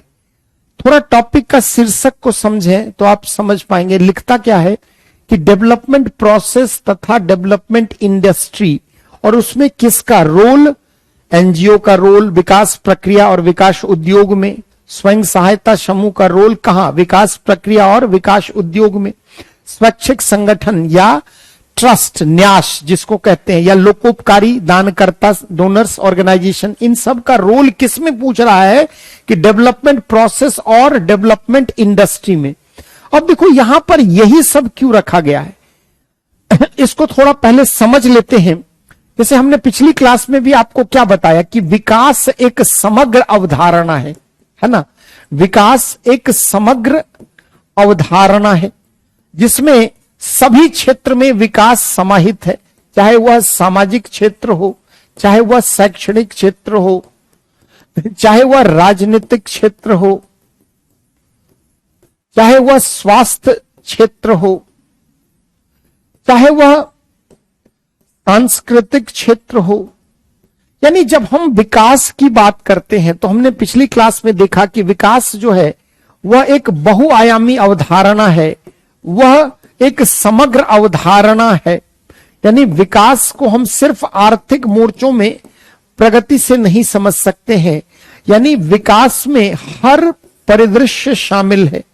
और जब भी हम विकास की चर्चा करते थे पिछली क्लास में हमने देखा कि हम अधिकतर विकास का संदर्भ क्या रखते थे, आर्थिक। तो विकास प्रक्रिया में मुख्य भागीदार अभिकर्ता कौन है, राज्य। अब विकास अगर करना है हर क्षेत्र में, चाहे सामाजिक क्षेत्र हो, शैक्षणिक हो, राजनीतिक हो, स्वास्थ्य हो, सांस्कृतिक हो, आर्थिक हो, हर क्षेत्र में क्या करना है, आपको विकास करना है। और किसी भी लोकतांत्रिक व्यवस्था में हमने आपको बताया कि विकास का मुख्य अभिकर्ता कौन है। विकास का अगर हम कहें अभिकर्ता, एक्टर, याद है ये शब्द पिछली क्लास में भी कई बार आया है कि विकास किसकी जिम्मेदारी है विकास प्रक्रिया को, तो इसमें दो कर्ता हैं, एक जो है राज्य प्रधानकर्ता के रूप में, मुख्य अभिकर्ता के रूप में, और दूसरा गैर राजकीय अभिकर्ता, गैर राजकीय कर्ता या अभिकर्ता, एक्टर। अब देखो पॉलिटी के सिलेबस में राज्य मुख्य अभिकर्ता में राज्य और राज्य की विभिन्न संस्थाओं के बारे में आपने पढ़ रखा है। जो गैर राजकीय अभिकर्ता है वह आपको यहां पढ़ना है, यानी नॉन स्टेट एक्टर्स। एक है state as a prime actor, यानी राज्य यहां पर जो है स्टेट, वह प्राइम एक्टर है जिस पर विकास की जिम्मेदारी है। और उसके साथ साथ राज्य समझते नहीं हो, राज्य का मतलब राजनीतिक इकाई, पूरे देश के रूप में आप राज्य आप समझे। गैर राजकीय अभिकर्ता में हमारे सिलेबस में क्या क्या दिया गया है, NGO, self help group, voluntary organisation, trust, अन्य चैरिटेबल इंस्टीट्यूशंस, ये सभी कौन है, नॉन स्टेट एक्टर्स हैं। गैर राजकीय अभिकर्ता मतलब राज्य द्वारा प्रवर्तित नहीं है, निजी क्षेत्रों के द्वारा प्रवर्तित है। और ये राज्य द्वारा प्रवर्तित, राज्य मतलब भारत को एक राज्य के रूप में आप समझे। स्टेट पॉलिटिकल साइंस में हम कंट्री नहीं कहते, स्टेट कहते हैं, समझे शिवा, रोशन। तो राज्य का मतलब यहां पूरे भारत के संदर्भ में है। तो विकास प्रक्रिया में समग्र स्तर पर विकास को संचालित रखने के लिए दो अभिकर्ता हैं, एक्टर हैं, कर्ता हैं, जो विकास की जिम्मेदारी लेते हैं। पहला राज्य मुख्य अभिकर्ता, प्रधान अभिकर्ता, और दूसरा गैर राजकीय अभिकर्ता। अब राज्य क्या क्या करता है डेवलपमेंट के लिए, इसके लिए आप इकोनॉमी में भी पढ़ रहे हैं और पॉलिटी में भी पढ़ रहे हैं। गैर राजकीय अभिकर्ता जो स्टेट किससे बाहर है, जो निजी क्षेत्रों के द्वारा प्रवर्तित है, संचालित है, उनमें कौन कौन है? तो एनजीओ है, गैर सरकारी संगठन है, स्वयं सहायता समूह है। ये हमारे सिलेबस में दिया गया है। और देखोगे तो एनजीओ और सेल्फ हेल्प ग्रुप से शायद ही कोई साल होगा जिस साल सवाल नहीं बना है। आज क्वेश्चन नहीं लगा, कल मैं दिखा दूंगा कि अब तक क्या क्या सवाल बने हैं और किस दिशा में आगे सवाल। इस दोनों टॉपिक को कर लें आप अच्छे से, एक सवाल आना ही आना है। तो गैर राजकीय अभिकर्ता में ये सब हमें पढ़ने को है। अब देखो आखिर राज्य को इनकी आवश्यकता क्यों महसूस हुई, थोड़ा इसको भी समझते हैं कि आखिर क्यों एनजीओ, सेल्फ हेल्प ग्रुप, इन सब को महत्व दिया गया है, तभी आप समझ पाओगे। जैसे एक तरफ मान लीजिए राज्य है और दूसरी तरफ आम व्यक्ति है, नागरिक है। क्या राज्य के लिए संभव है कि वह प्रत्येक आखिरी व्यक्ति तक अपनी पहुंच बना ले? हाँ, स्टेट में सभी आ जाएंगे, जितने भी गवर्नमेंट एजेंसीज हैं, डिपार्टमेंट हैं, संसद, सभी आ जाएंगे। पढ़े हो ना पॉलिटी में राज्य का आशय क्या है। अब देखो समझना कि राज्य क्या प्रत्येक आखिरी व्यक्ति तक या प्रत्येक व्यक्ति तक अपनी प्रत्यक्ष उपस्थिति बना सकता है क्या, एक सीमित संदर्भ में ही? तो अगर हर आखिरी व्यक्ति तक, हर व्यक्ति तक अगर अपनी प्रत्यक्ष भूमिका बनानी है तो राज्य को कई मध्यस्थ की आवश्यकता होती है। और ये जो मध्यस्थ हैं ये नागरिकों की समस्याओं के समाधान के लिए कार्य करते हैं। और इन्हीं मध्यस्थ में आप एनजीओ कह सकते हैं, सिविल सोसाइटी कह सकते हैं, सेल्फ हेल्प ग्रुप कर सकते हैं। यानी राज्य प्रत्येक आखिरी व्यक्ति तक पहुंच अपनी प्रत्यक्ष नहीं बना सकता, तो उसके लिए कई गैर राजकीय अभिकर्ता की जरूरी है। ये हमें सिलेबस में दिया गया है कि इन गैर राजकीय अभिकर्ता में आप पढ़ लें किसको, तो एनजीओ, एसएचजी, वॉलंटरी ऑर्गेनाइजेशन आदि, समझे। यानी गैर राजकीय अभिकर्ता हमें यहां पढ़ना है। ये तो एक संदर्भ है। थोड़ा सा विकास को हम लोग समझते हैं और विकास का भारत का मॉडल समझते हैं। जैसे टॉपिक में क्या लिखा है, विकास प्रक्रिया तथा विकास उद्योग। अब देखो जब भी हम विकास उद्योग की बात करते हैं या डेवलपमेंट प्रोसेस की बात करते हैं तो हम सिर्फ आर्थिक संदर्भों में सोच लेते हैं, जबकि हमने आपको समझाया कि विकास प्रक्रिया क्या है, एक समग्र अवधारणा है। अगर हम कहें कि मान लीजिए विकास उद्योग, इस विकास उद्योग का आशय क्या है कि इसमें जितने भी कल कारखाने हैं, यानी जितने ये उद्योग हैं, इनके साथ साथ जो शिक्षा के क्षेत्र में, जो स्वास्थ्य के क्षेत्र में, या जो अन्य सामाजिक सुरक्षा के क्षेत्र में जो भी संचालित हैं, जो भी उद्योग हैं, वो सभी विकास उद्योग में समाहित है। तो विकास उद्योग का मतलब सिर्फ ऑफिस, इंडस्ट्री, कल कारखाने, स्टील प्लांट, यही आप न समझें, क्योंकि विकास की अवधारणा ही क्या है, व्यापक है। तो जब भी हम विकास उद्योग की बात करें तो इस विकास उद्योग में दोनों उद्योग आ जाएंगे, एक सामाजिक क्षेत्रक उद्योग और दूसरा आर्थिक क्षेत्रक उद्योग। यानी जब भी हम विकास प्रक्रिया की बात करें और विकास उद्योग की बात करें तो उसमें सामाजिक उद्योग भी है और आर्थिक उद्योग भी। सामाजिक उद्योग में कौन है, शिक्षा के क्षेत्र में जितने, जैसे हम लोग क्या है, हम लोग सोशल इंडस्ट्री के पार्ट हैं, एजुकेशन प्रोवाइड कर रहे हैं, यह भी उद्योग है। तो सामाजिक क्षेत्र के उद्योग में क्या है, शिक्षा, स्वास्थ्य, कौशल विकास, सामाजिक आर्थिक सुरक्षा, बुनियादी सेवाओं की बहाली, आपूर्ति, ये सभी सामाजिक उद्योग हैं। और एक है आर्थिक क्षेत्र उद्योग, जिसमें जितने भी कल कारखाने, ऑफिस, ये सभी जो हैं उसमें शामिल है। अगर हम विकास उद्योग की, अगर विकास की व्याख्या ही संकीर्ण रख दें और विकास को सिर्फ आर्थिक संदर्भ में समझें तो विकास उद्योग का सामान्य व्यक्ति क्या आशय लगाता है, आर्थिक क्षेत्र में कार्यरत जितने भी उपक्रम है, उद्योग हैं, वो सभी आर्थिक उद्योग। परंतु सच्चाई क्या है, विकास उद्योग में सामाजिक क्षेत्र उद्योग के साथ साथ औद्योगिक क्षेत्र उद्योग भी है। तो विकास उद्योग का आपने आशय समझा। अब इसी प्रकार आप समझे विकास प्रक्रिया, लिखा क्या है? विकास प्रक्रिया। यानी विकास प्रक्रिया में भी सामाजिक विकास की जितनी प्रक्रिया है वो सभी शामिल हो जाएंगी, और उसी प्रकार आर्थिक विकास की भी प्रक्रिया इसमें शामिल होगी। अब देखो, टॉपिक की भाषा जो है इतनी क्लियर नहीं है, लिख दिया है simply development process and development industry. तो डेवलपमेंट प्रोसेस में सामाजिक विकास के क्षेत्र में जितनी भी चीजें प्रोसेस हो रही है, जितनी भी चीजें संचालित, वो सभी, और आर्थिक क्षेत्र में राज्य हर आखिरी व्यक्ति तक, प्रत्येक व्यक्ति तक अपनी प्रत्यक्ष उपस्थिति नहीं दर्ज कर सकता, तो राज्य विभिन्न बिचौलिया वर्ग, मध्यस्थ वर्ग की भूमिका को शामिल करता है। ये गैर राजकीय अभिकर्ता हैं जो विकास प्रक्रिया में राज्य के साथ मिलकर विकास प्रक्रिया और विकास उद्योग को क्या करते हैं? संचालित करते हैं। चाहे शिक्षा का उद्योग हो, चाहे कल कारखाने हो, सभी क्षेत्र में जितने भी लोग कार्यरत हैं वो सभी इस विकास प्रक्रिया और विकास उद्योग के अंशधारक हैं। तो डेवलपमेंट चूंकि एक होलिस्टिक पर्सपेक्टिव है, विकास एक कॉम्प्रिहेंसिव कंसेप्ट है, तो उसमें जितने भी सामाजिक क्षेत्र विकास है उसी तरह आर्थिक क्षेत्र, यही बात विकास उद्योग और विकास प्रक्रिया में भी लागू होती है। तो जब भी आपसे विकास उद्योग कहा जाए तो आप यह मत समझ लेना कि सिर्फ कल कारखाने, इंडस्ट्री, ऑफिस, बल्कि उसमें सामाजिक क्षेत्र उद्योग भी है। क्लियर हुआ? तो अगर विकास प्रक्रिया और विकास उद्योग हमसे पूछा जाए तो इस जस्टिस के पार्ट में हम विकास उद्योग को किस रूप में रखेंगे, ये हमने देखा। अब पहले भारत में विकास का मॉडल क्या रहा है, इसको समझते हैं। तो पहले एक हेडिंग बना लो, विकास प्रक्रिया तथा विकास उद्योग, और उसमें कुछ बातें नोट करो। विकास प्रक्रिया तथा विकास उद्योग,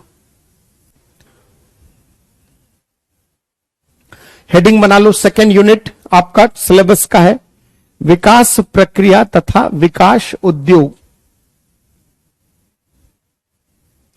टॉपिक हमारा है development process and development industry.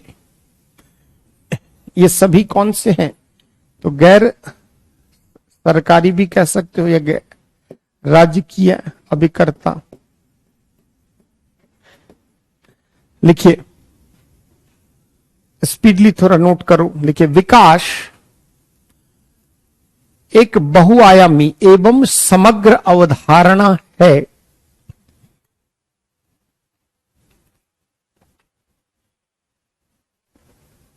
विकास एक बहुआयामी एवं समग्र अवधारणा है जिसमें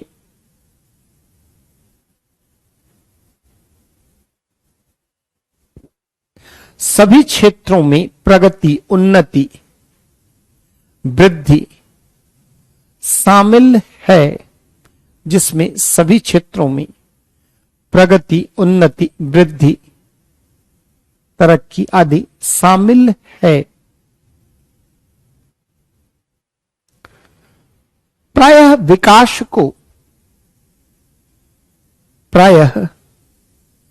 विकास को आर्थिक संदर्भों में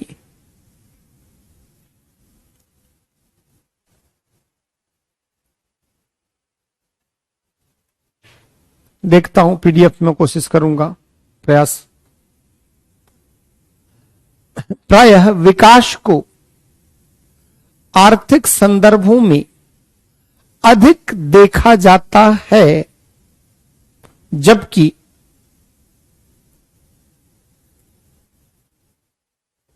विकास में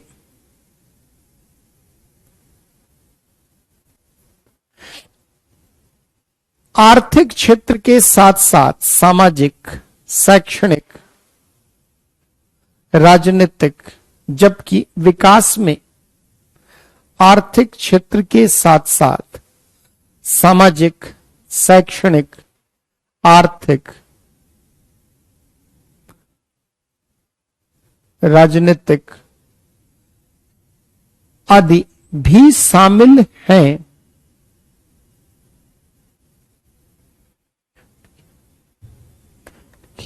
पैराग्राफ चेंज करके, विकास प्रक्रिया का आशय, विकास प्रक्रिया का आशय, विकास प्रक्रिया का आशय विकास के क्षेत्र में संचालित, विकास के क्षेत्र में संचालित सभी प्रक्रियाओं से है, विकास के क्षेत्र में संचालित सभी प्रक्रियाओं से है, चाहे वह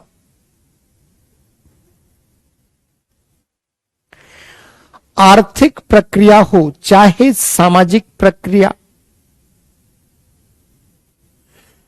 चाहे वह आर्थिक प्रक्रिया हो, चाहे सामाजिक प्रक्रिया,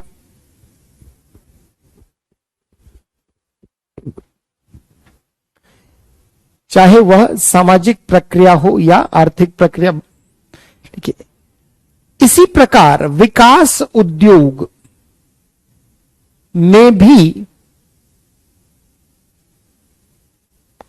इसी प्रकार विकास उद्योग में भी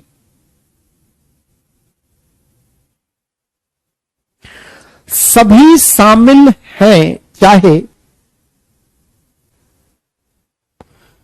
सभी शामिल हैं, चाहे सामाजिक क्षेत्रक उद्योग हो या आर्थिक क्षेत्रक उद्योग, चाहे सामाजिक क्षेत्रक उद्योग हो या आर्थिक क्षेत्रक उद्योग। पैराग्राफ चेंज करके देखिए, सामाजिक क्षेत्रक उद्योग में शिक्षा, स्वास्थ्य,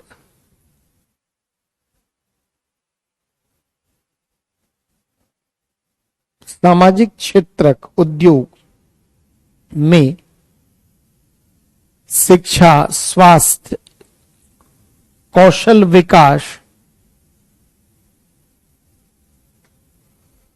आदि से जुड़े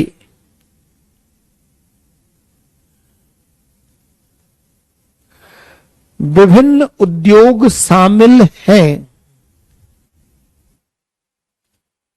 शिक्षा, स्वास्थ्य, कौशल विकास आदि से जुड़े विभिन्न उद्योग शामिल हैं, जबकि आर्थिक उद्योग में कल कारखाना, उत्पादन प्रणाली, कृषि, विनिर्माण, सेवा आदि, कल कारखाना, उत्पादन प्रणाली, कृषि, विनिर्माण, सेवा आदि शामिल हैं, आदि शामिल हैं।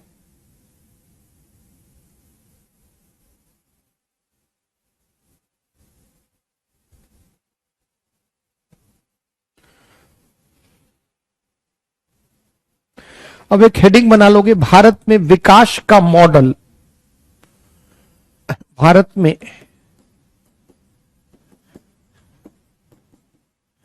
विकास का मॉडल या स्वरूप, कि भारत में आजादी से लेकर अब तक विकास का मॉडल क्या रहा है। थोड़ा सा इसको हम लोग समझते हैं कि आखिर हमने विकास के क्रम में किस क्षेत्र को वरीयता प्रदान की, सामाजिक क्षेत्रक या आर्थिक क्षेत्रक उद्योग, दोनों में से किसको हमने वरीयता प्रदान की। कल कारखाना समझते नहीं, इंडस्ट्री जो भी उद्योग के कहते हो ना, लौ इस्पात उद्योग, कल कारखाना समझे नहीं, इसमें अंजलि समझने वाली क्या बात। तो भारत में विकास का मॉडल या स्वरूप क्या रहा है, थोड़ा इसको पहले समझते हैं। आपने देखा कि राज्य कौन सा है, मुख्य अभिकर्ता है, और राज्य के साथ साथ गैर राज्य की अभिकर्ता की भी विकास प्रक्रिया में सम्मिलित भागीदारी है। चूंकि विकास एक होलिस्टिक पर्सपेक्टिव है, तो राजकीय अभिकर्ता भी चाहिए और गैर राजकीय अभिकर्ता। आजादी के बाद हमारे देश के सामने विकास को लेकर क्या समस्या रही होगी? आप सोचिए कि पिछले 200-300 वर्षों की गुलामी के बाद देश अभी अभी आजाद हुआ, और देश आजाद हुआ तो हम अपने लोगों को भोजन भी उपलब्ध करा पाने में, यानी खाद्यान्न के मामलों में भी आत्मनिर्भर थे क्या? नहीं थे। इसी प्रकार देश अभी अभी आजाद हुआ था और पिछले 200-300 वर्षों की दास्तान ने हमारे कृषि उद्योग को नष्ट कर दिया। हमारे यहां पूंजीपति खत्म हो गए, कल कारखाने, लघु कुटीर उद्योग तबाह हो गए, कृषि जो है वह उद्योग वह भी पूरी तरह जर्जर हो गया। तो जब देश आजाद हुआ तो देश के विकास में योगदान देने वाले, चाहे किसान हो, चाहे श्रमिक हो, चाहे पूंजीपति, वह कुछ विशेष योगदान दे पाने में कैपेबल थे क्या? नहीं थे। यानी अब आप सोचिए कि अभी अभी देश आजाद हुआ, तो ऐसी स्थिति में हमारे देश को विकास के मार्ग पर अगर लाने के लिए हमारे पास संसाधनों का अभाव था। हमारे किसान, श्रमिक, पूंजीपति जर्जर अवस्था में थे, अर्थव्यवस्था का बड़ा ही बुरा हाल था, लघु कुटीर उद्योग समाप्त, लगभग बर्बादी के कगार पर थे, कृषि क्षेत्र अत्यंत पिछड़ा हुआ था। अब ऐसी स्थिति में भारत में यदि विकास की रूपरेखा निर्धारित की गई होगी, तो आजादी के बाद हमारे नीति निर्माताओं ने क्या किया? पढ़ा होगा आपने इसको थोड़ा इकोनॉमी और पॉलिटी में, कि पूरे देश में समग्र विकास प्रक्रिया को गति प्रदान करने के लिए आपने योजना आयोग जैसी संस्था को स्थापित किया और एक प्लान्ड स्ट्रेटेजिक डेवलपमेंट की पॉलिसी बनाई, यानी नियोजित विकास की आपने रणनीति बनाई। और नियोजित विकास की रणनीति के तहत आपने विभिन्न पंचवर्षीय योजनाओं के माध्यम से, यानी विभिन्न पंचवर्षीय योजनाओं के माध्यम से आपने विकास प्रक्रिया को गति प्रदान करने की कोशिश की, यानी पंचवर्षीय योजनाओं के माध्यम से। थोड़ा समझना, यहां पर इकोनॉमी की हेल्प आपको लेनी ही पड़ेगी। आपने नियोजित विकास की रणनीति अपनाई, आपने पंचवर्षीय योजना के माध्यम से। और शुरुआत की पंचवर्षीय योजनाओं में अगर आप देखें तो गवर्नमेंट ने आर्थिक विकास की प्रक्रियाओं पर थोड़ा अधिक बल दिया, और चूंकि हमारे पास संसाधनों का संकट था, तो इस कारण से हमारा सामाजिक क्षेत्रक विकास या उद्योग थोड़ा कमजोर हुआ।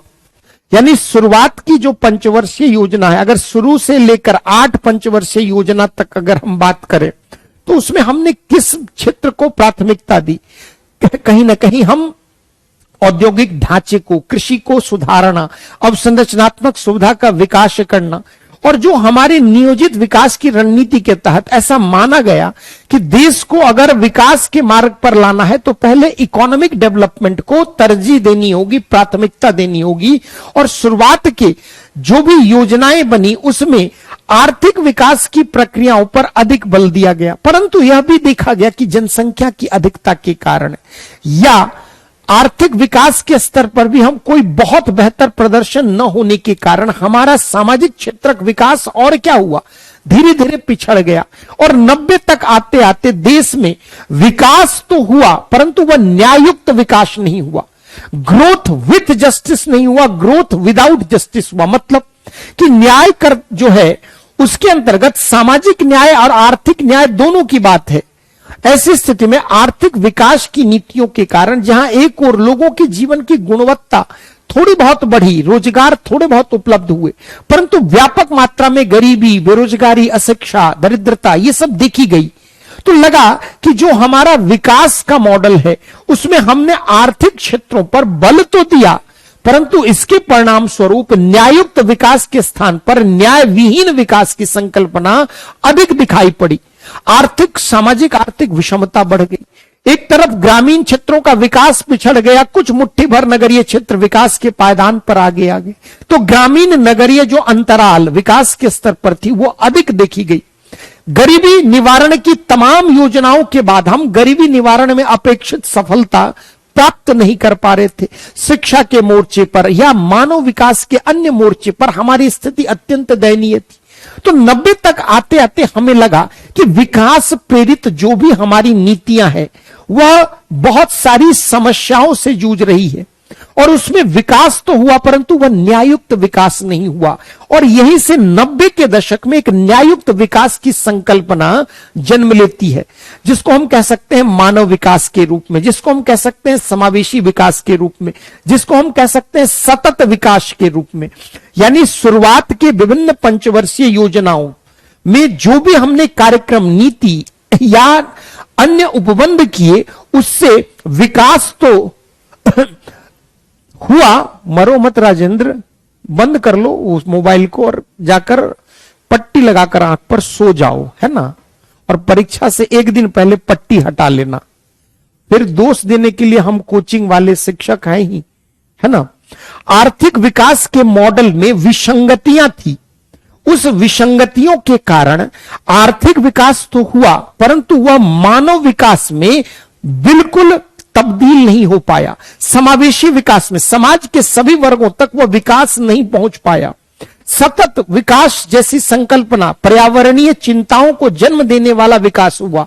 इन सब कारणों से जो विकास का मॉडल है उस पर तरह तरह के प्रश्न उठाए गए और यह लगा कि भारत में जो विकास का मॉडल है वह समस्याओं से ग्रस्त रहा है और इसी कारण नवी पंचवर्षीय योजना के पश्चात विकास प्रेरित जो भी हमारी नीतियां रही उसमें न्यायुक्त विकास, न्याय के साथ विकास की संकल्पना एक नई आती है और उसके आधार पर विकास प्रक्रिया जो है वह संचालित होती है। ठीक है, तो दवा ले लो, कोई बात नहीं, ऑनलाइन क्लास से होता है। हमें दिक्कत आती है जब ये इतने लाइट में पढ़ाने से आंख हमारा भी, ठीक है, समझ सकता हूं। तो थोड़ा सा इस बारे में मैंने आपको कहा था कि पंचवर्षीय योजना वो सब क्लास में पढ़ाने की चीज, हम ये मानकर चल रहे हैं कि आपने पढ़ा है इसको। भारत में विकास का मॉडल या स्वरूप, कुछ पॉइंट इसमें नोट करते हैं, लिखिए। देखिए, आजादी के पश्चात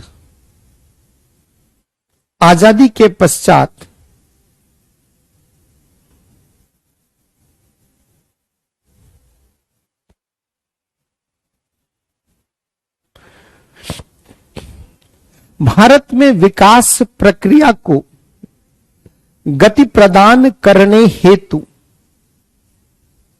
हां इसलिए शॉर्टकट, मैं इकोनॉमी में नहीं जा रहा हूं, बहुत शॉर्टकट रखूंगा। भारत में विकास प्रक्रिया को गति प्रदान करने के लिए योजना आयोग के नेतृत्व में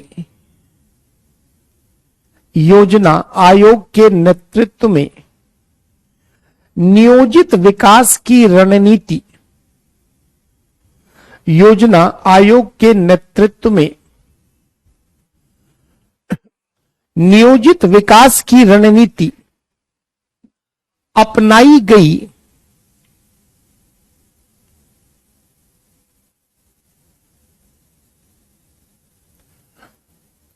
और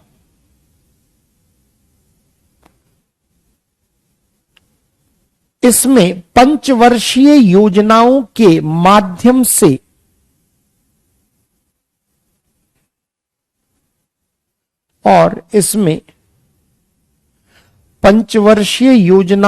माध्यम से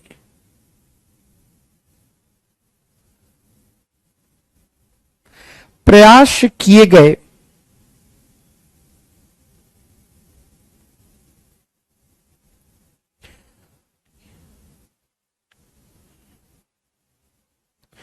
कि 1950 से लेकर 1980 के दशक में, 1950 से लेकर 1980 के दशक तक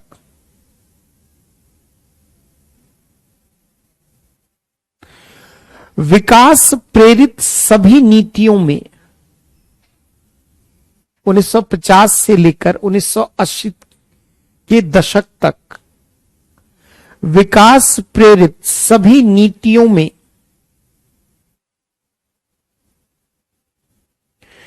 आर्थिक विकास पर अधिक बल प्रदान किया गया। आर्थिक विकास पर अधिक बल प्रदान किया गया और सामाजिक क्षेत्रक विकास की थोड़ी उपेक्षा की गई और सामाजिक क्षेत्रक विकास की थोड़ी उपेक्षा की गई।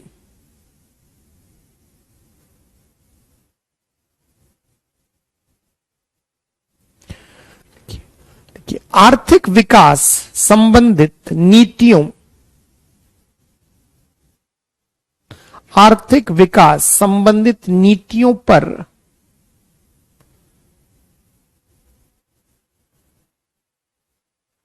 बल देने के कारण, आर्थिक विकास संबंधित नीतियों पर बल देने के कारण जहां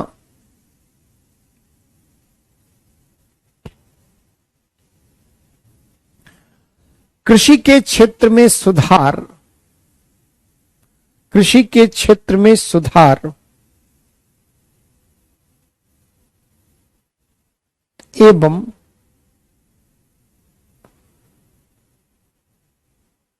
पूंजीगत ढांचे का निर्माण संभव हुआ, एवं पूंजीगत ढांचे का निर्माण संभव हुआ, वहीं दूसरी ओर निम्न समस्याएं देखी गई, वहीं दूसरी ओर निम्न समस्याएं देखी गई। क्या क्या समस्या देखी गई समझे? 1950 से लेकर 1980 के दशक तक, मतलब 89 तक जो भी हमने नीतियां बनाई उसमें इकोनॉमिक डेवलपमेंट को प्रायोरिटी दी कि आर्थिक क्षेत्र विकास होगा तभी तो पैसा आएगा, तो हम सामाजिक क्षेत्र विकास भी कर पाएंगे। और इस क्रम में थोड़ा सामाजिक क्षेत्र विकास की उपेक्षा भी हमने की। इसके परिणाम स्वरूप कुछ लाभ भी हुआ कि एक तरफ कृषि के क्षेत्र में सुधार हुआ, लोगों की आय पहले की तुलना में थोड़ी बढ़ी, इस प्रकार पूंजीगत ढांचे का निर्माण हुआ, कुछ उद्योग धंधे हमारे यहां फैले। परंतु इसके साथ साथ बहुत सारी समस्याएं भी आ गई। जैसे समस्या क्या हुई? पूंजी का संकेंद्रण कुछ मुट्ठी भर हाथों में, लोगों के हाथों में। सामाजिक आर्थिक विषमता और क्या हो गई? बढ़ गई, यानी गरीबी, बेरोजगारी, ग्रामीण नगरीय अंतराल क्या हो गया? बढ़ गया। इसके अलावा अगर आप देखें तो बहुत सारी सामाजिक समस्याएं भी उत्पन्न होने लगी। तो ये सब समस्याएं, असंतुलित क्षेत्रीय विकास संबंधित नीतियां, इन सब कारणों से हमें 90 तक आते आते लगा कि कहीं ना कहीं विकास प्रेरित नीतियां जो हमारी रही है उसमें आर्थिक विकास को बल देने के बावजूद भी हम सामाजिक विकास के क्षेत्र में किसी लक्ष्य को प्राप्त नहीं कर पाए। तो कमी क्या देखी गई? पहला लिखिए, पूंजी का संकेंद्रण कुछ सीमित लोगों के हाथ में, पूंजी का संकेंद्रण कुछ सीमित वर्गों के हाथ में, पूंजी का संकेंद्रण कुछ सीमित वर्गों के हाथ में। देखिए, गरीबी, बेरोजगारी, भूखमरी जैसी समस्याओं में वृद्धि, गरीबी, भूखमरी, बेरोजगारी जैसी समस्याओं में वृद्धि। नेक्स्ट, शिक्षा, स्वास्थ्य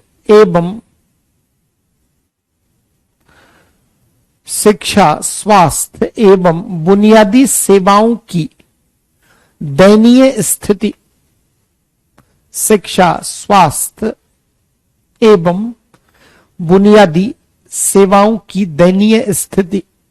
मैं सोच रहा था 2.5 घंटे 3 घंटे, 2 घंटा तो पढ़ नहीं पा रहे हैं, हमारे बच्चे थक जा रहे हैं। मेरे टाइम में ही थक जाया करो, है ना, दिन भर जो है पढ़ लो, और जब मेरा टाइम आए तो आंख में दर्द होने लगे, है ना, सारा मेरे टाइम में ही सारी समस्या आ जा रही है ना। तो बस 10-15 मिनट और, है ना, मैं समझ सकता हूं सुबह से पढ़ रहे होगे तो दिक्कत आ रही हो, लेकिन पूरी दिन की जो है पढ़ने के बाद मेरे ही समय में, मेरे ही बैच के टाइम में अगर ऐसे करोगे तो फिर कैसे होगा, है ना। और मैं सोच के आया था कि अब 2.5 घंटे 3 घंटे पढ़ाऊंगा, यहां तो 1.5 घंटे पढ़ाना भी आफत है। नहीं बच्चों, सो कितना घंटा आप पढ़ रहे हैं भाई? नहीं, हम नाराज नहीं हैं, नाराज कहां हैं नाराज नहीं है प्रशंसा, हम तो पूछ रहे हैं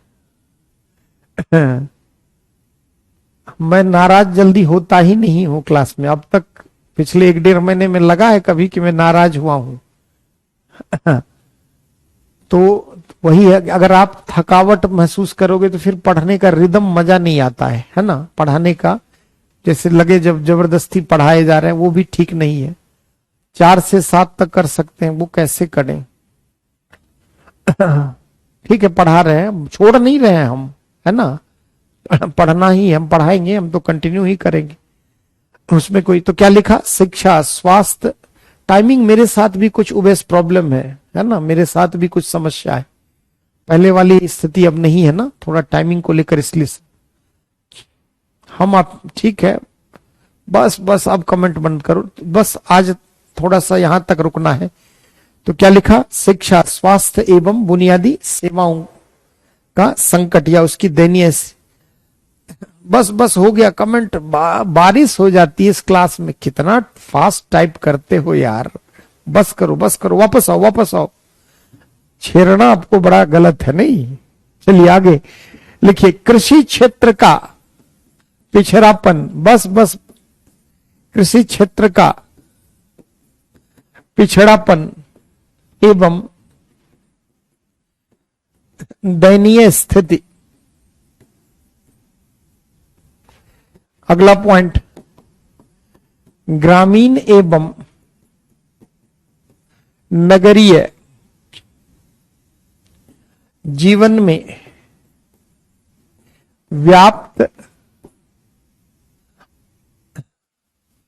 व्यापक अंतराल, गैप, व्यापक अंतराल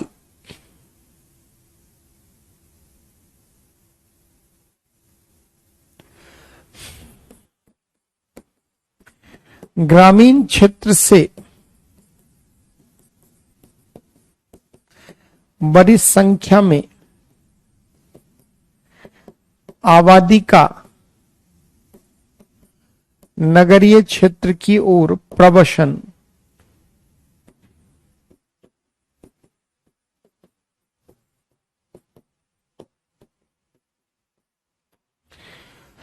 नगरीय क्षेत्र की ओर प्रवसन, ठीक है। अब ये सब क्या है कि 1950 से लेकर 1990 तक आते आते हमने इकोनॉमिक डेवलपमेंट को प्रायोरिटी दिया, और जो पंचवर्षीय योजनाएं चलाई उसमें मुख्य थर्स्ट कहां तक? आर्थिक क्षेत्रों में विकास लाना। परंतु विकास तो हुआ, परंतु वह विकास जो है वह कई समस्याओं से भी ग्रस्त दिखा, है ना। पैराग्राफ चेंज कर लिखिए, उपरोक्त समस्याओं के संदर्भ में, उपरोक्त समस्याओं के संदर्भ में ऐसा कहा गया, उपरोक्त समस्याओं के संदर्भ में ऐसा कहा गया या माना गया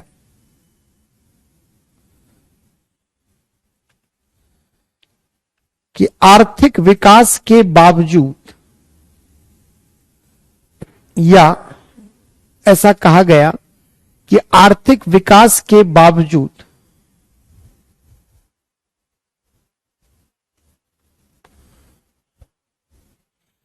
न्यायुक्त विकास संभव नहीं हो पाया, न्यायुक्त विकास संभव नहीं हो पाया।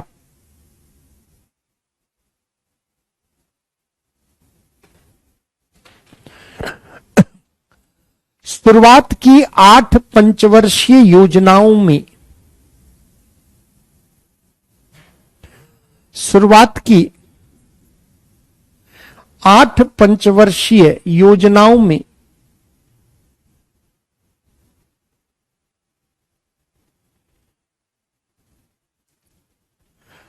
आर्थिक विकास पर अधिक बल देने के बावजूद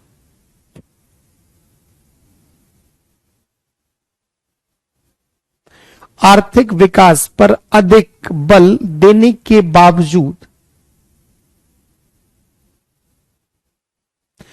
न्याय युक्त विकास ग्रोथ विथ जस्टिस संभव नहीं हुआ। अब देखो थोड़ा समझते हैं। एक है न्याय विहीन विकास की अवधारणा,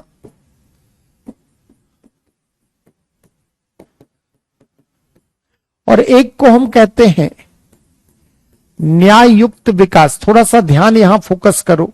न्यायुक्त विकास की अवधारणा, पहले जितनी पंचवर्षीय योजनाएं चली, खास करके प्रथम से लेकर 1st to 8th, ये जो 5 ईयर प्लान चली, यानी 1952 से लेकर 1996 तक, इन पंचवर्षीय योजनाओं में आपको कहा था पढ़कर आने, आर्थिक विकास पर बहुत बल दिया गया। अब ऐसा भी नहीं कह सकते कि सामाजिक विकास के लिए कुछ नहीं किया गया, सामाजिक विकास के लिए भी काम किया गया, परंतु कहीं ना कहीं मेन थर्स्ट किधर था, मुख्य बल किधर था, आर्थिक क्षेत्र में अधिक प्रयास करना है। तो विकास तो हुआ, परंतु यह विकास कैसा है? Growth with justice. अब यहां पर समझते हैं कि क्या विकास का मतलब सिर्फ आर्थिक क्षेत्रों में विकास है? अगर वह आर्थिक क्षेत्रों में आई समृद्धि मानव के जीवन में गुणवत्ता में अगर वृद्धि नहीं कर पाई, तो फिर उस विकास का क्या औचित्य है? यानी 1990 के दशक में अंतर्राष्ट्रीय मंच पर विकास की नई नई व्याख्याएं सामने आने लगी, जिसमें कहा गया कि विकास को सिर्फ हम जीडीपी के संदर्भ में, ग्रोथ के संदर्भ में हम न देखें, बल्कि उस विकास का मानव के जीवन पर पड़ने वाले प्रभाव के संदर्भ में हम विकास की समीक्षा करें। यानी वह विकास कितना मानव विकास कर पाया है, वह विकास कितना समावेशी विकास है, वह विकास कितना संतुलित विकास है, वह विकास कितना सतत विकास की अवधारणाओं से युक्त है। अगर ऐसा विकास का मॉडल है, तभी हम कह सकते हैं कि विकास हुआ है और वह न्यायुक्त विकास हुआ है। यानी एक नया जो कंसेप्ट आया, जिसको हम कहते हैं ग्रोथ विथ जस्टिस, यानी न्याय के साथ साथ विकास हुआ है। इसको मुख्यतः हम 9th 5 ईयर प्लान से देखते हैं। नवी पंचवर्षीय योजना, जिसका प्लान पीरियड क्या था? 1997 से 2002। नवी पंचवर्षीय योजना में मुख्य बल किस पर दिया गया? Growth with social justice and equity. देखो इसका थीम ही क्या था? Growth with social justice and equity. अब आप देखना, एक है न्यायुक्त विकास। उसमें न्यायुक्त विकास की अवधारणा में विकास में क्या क्या शामिल है आप समझना, कि इसमें शामिल है मानव विकास, इसमें शामिल क्या है? सतत विकास, इसमें शामिल क्या है? संतुलित विकास, इसमें शामिल क्या है? समावेशी विकास। 1990 तक, और ऐसा हमारे देश के साथ ही नहीं था, पूरी दुनिया में न्याय की जो व्याख्याएं आर्थिक विकास के संदर्भ में हो रही थी, वहां पर हर जगह यही कहा जा रहा था कि इकोनॉमिक प्रॉस्पेरिटी आएगी, डेवलपमेंट होगी तो सामाजिक विकास भी हो जाएगा, विकास का लाभ छन छन कर सब वर्गों तक पहुंचेगा। परंतु 1950 से लेकर 1980 के दशक तक जितनी नीतियां बनी, उससे आर्थिक विकास नो डाउट हुआ, परंतु वह मानव के जीवन में बदलाव ला पाने में वह सफल नहीं रहा। वह सतत विकास, पर्यावरणीय चिंताओं को जन्म देने वाला विकास था। वो विकास बैलेंस नहीं था, जिसमें इकोनॉमिक एंड सोशल दोनों सेक्टर का समान विकास हो। समावेशी नहीं था, समाज के सभी वर्गों को साथ लेकर चलने वाला विकास नहीं था। यानी ऐसा विकास की जो अवधारणा है न्यायुक्त विकास, उसमें मानव विकास शामिल है, सतत विकास शामिल है, संतुलित विकास शामिल है और उसमें समावेशी विकास शामिल है। देखिए, नवी पंचवर्षीय योजना का हमने थीम ही क्या रखा कि growth with social justice and equity, सामाजिक न्याय तथा समानता के साथ विकास करना। क्लियर है? 10वीं पंचवर्षीय योजना में आपने क्या रखा? Inclusive growth. अब देखिए, 9th 5 ईयर प्लान में आपने ये रखा, मैंने आपको कहा था पढ़कर आओगे तो और मजा आएगा। 10th 5 ईयर प्लान में आपने क्या रखा? इंक्लूसिव ग्रोथ, समावेशी विकास। 11वीं पंचवर्षीय योजना 11th 5 ईयर प्लान में क्या लिखा? Faster and more inclusive growth, यानी faster and more inclusive growth. सब लिखवा दूंगा संक्षेप में। 12वीं पंचवर्षीय योजना में क्या लिखा आपने? Sustainable and faster inclusive growth. अब आप देखो कि न्याय संबंधित विकास का जो हमारा मॉडल था वो 9वीं पंचवर्षीय योजना से क्या होता है? परिवर्तित हो जाता है कि सिर्फ विकास में हम आर्थिक विकास की बात बच्चों नहीं करते, विकास का हम मानव के जीवन में पड़ने वाले प्रभाव, उसकी जीवन की गुणवत्ता के संदर्भ में आई वृद्धि के संदर्भ में हम विकास की समीक्षा करते हैं। हम विकास को सतत विकास जो लगातार चलता रहे, जिसमें पर्यावरण, आर्थिक क्षेत्र, पर्यावरण और सामाजिक क्षेत्र के मध्य संतुलन है। बिल्कुल पढ़े होगे, लेकिन बिना यहां पर रेफरेंस दिए आपको जरूरत समझ ही नहीं पाओगे। आप जो पढ़े हो इकोनॉमिक्स पढ़े हो, इसका न्याय का संकल्पना क्या है ये आपने नहीं पढ़ा कि न्यायुक्त विकास, ग्रोथ विथ जस्टिस का मतलब है कि सिर्फ इकोनॉमिक प्रॉस्पेरिटी नहीं, बल्कि वह मानव विकास, सतत विकास, संतुलित विकास और समावेशी विकास से युक्त हो।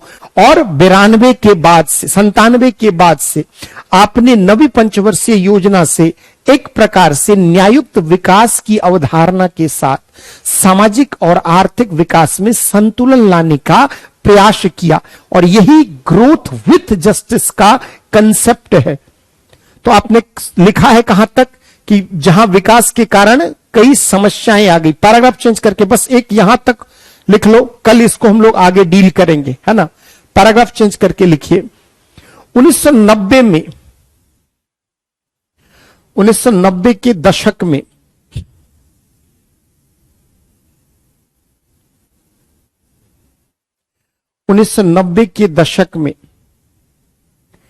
न्यायुक्त विकास की एक नई अवधारणा 1990 के दशक में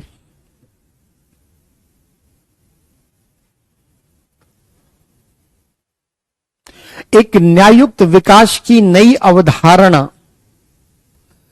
प्रचलित हुई, जो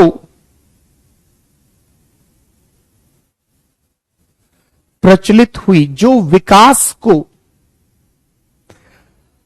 सिर्फ आर्थिक संदर्भों में न देखकर, जो विकास को सिर्फ आर्थिक संदर्भों में न देखकर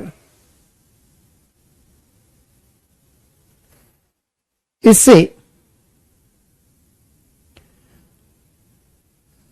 मानव के जीवन की गुणवत्ता के संदर्भ में, कॉमा,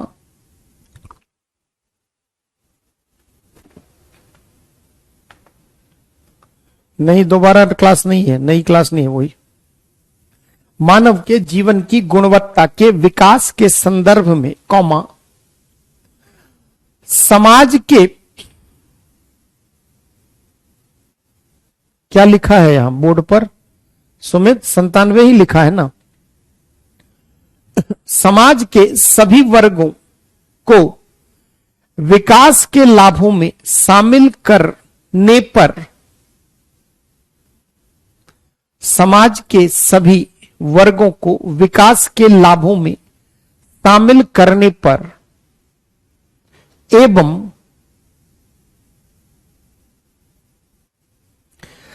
पर्यावरण संरक्षण पर भी बल देता था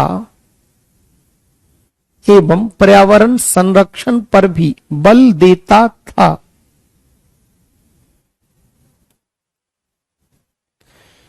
इसे न्यायुक्त विकास कहा गया। इसे न्यायुक्त विकास कहा गया।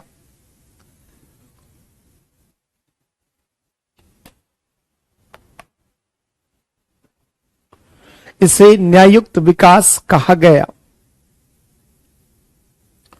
पैराग्राफ चेंज करके कि नवी पंचवर्षीय योजना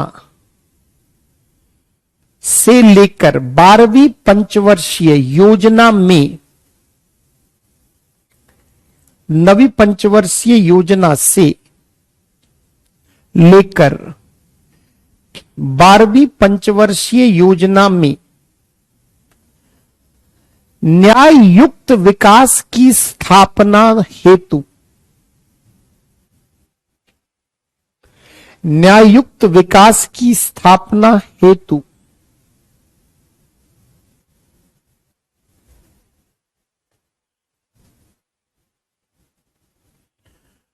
विभिन्न पंचवर्षीय योजनाओं को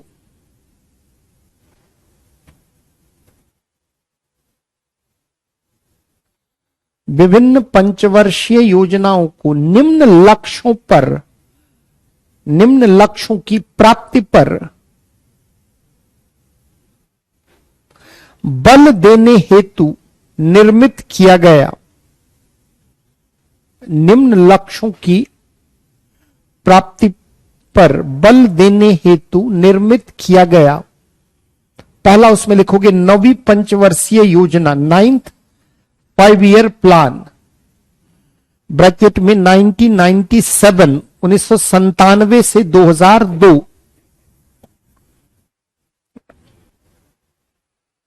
भैया मेरे लास्ट में सवाल हमारे यहां पूछा जाता है एक ही बार में आओ 10 सवाल दाग दो। नवी पंचवर्षीय योजना 1997 से 2002 लिखिए। सामाजिक न्याय तथा समानता के साथ, सामाजिक न्याय तथा समानता के साथ समृद्धि, ग्रोथ, नवी पंचवर्षीय योजना डैश देकर 1997 से 2002 प्लान पीरियड और डैश देकर लिख ले सामाजिक न्याय तथा समानता के साथ समृद्धि, या समृद्धि के साथ सामाजिक न्याय व समानता, बात बराबर है। समृद्धि के साथ सामाजिक न्याय व समानता, जो भी लिखें आप।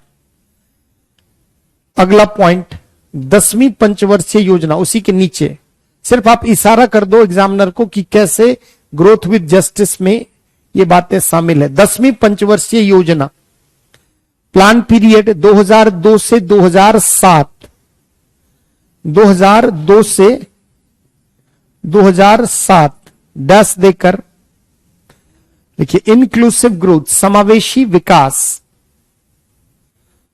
इंक्लूसिव ग्रोथ, समावेशी विकास।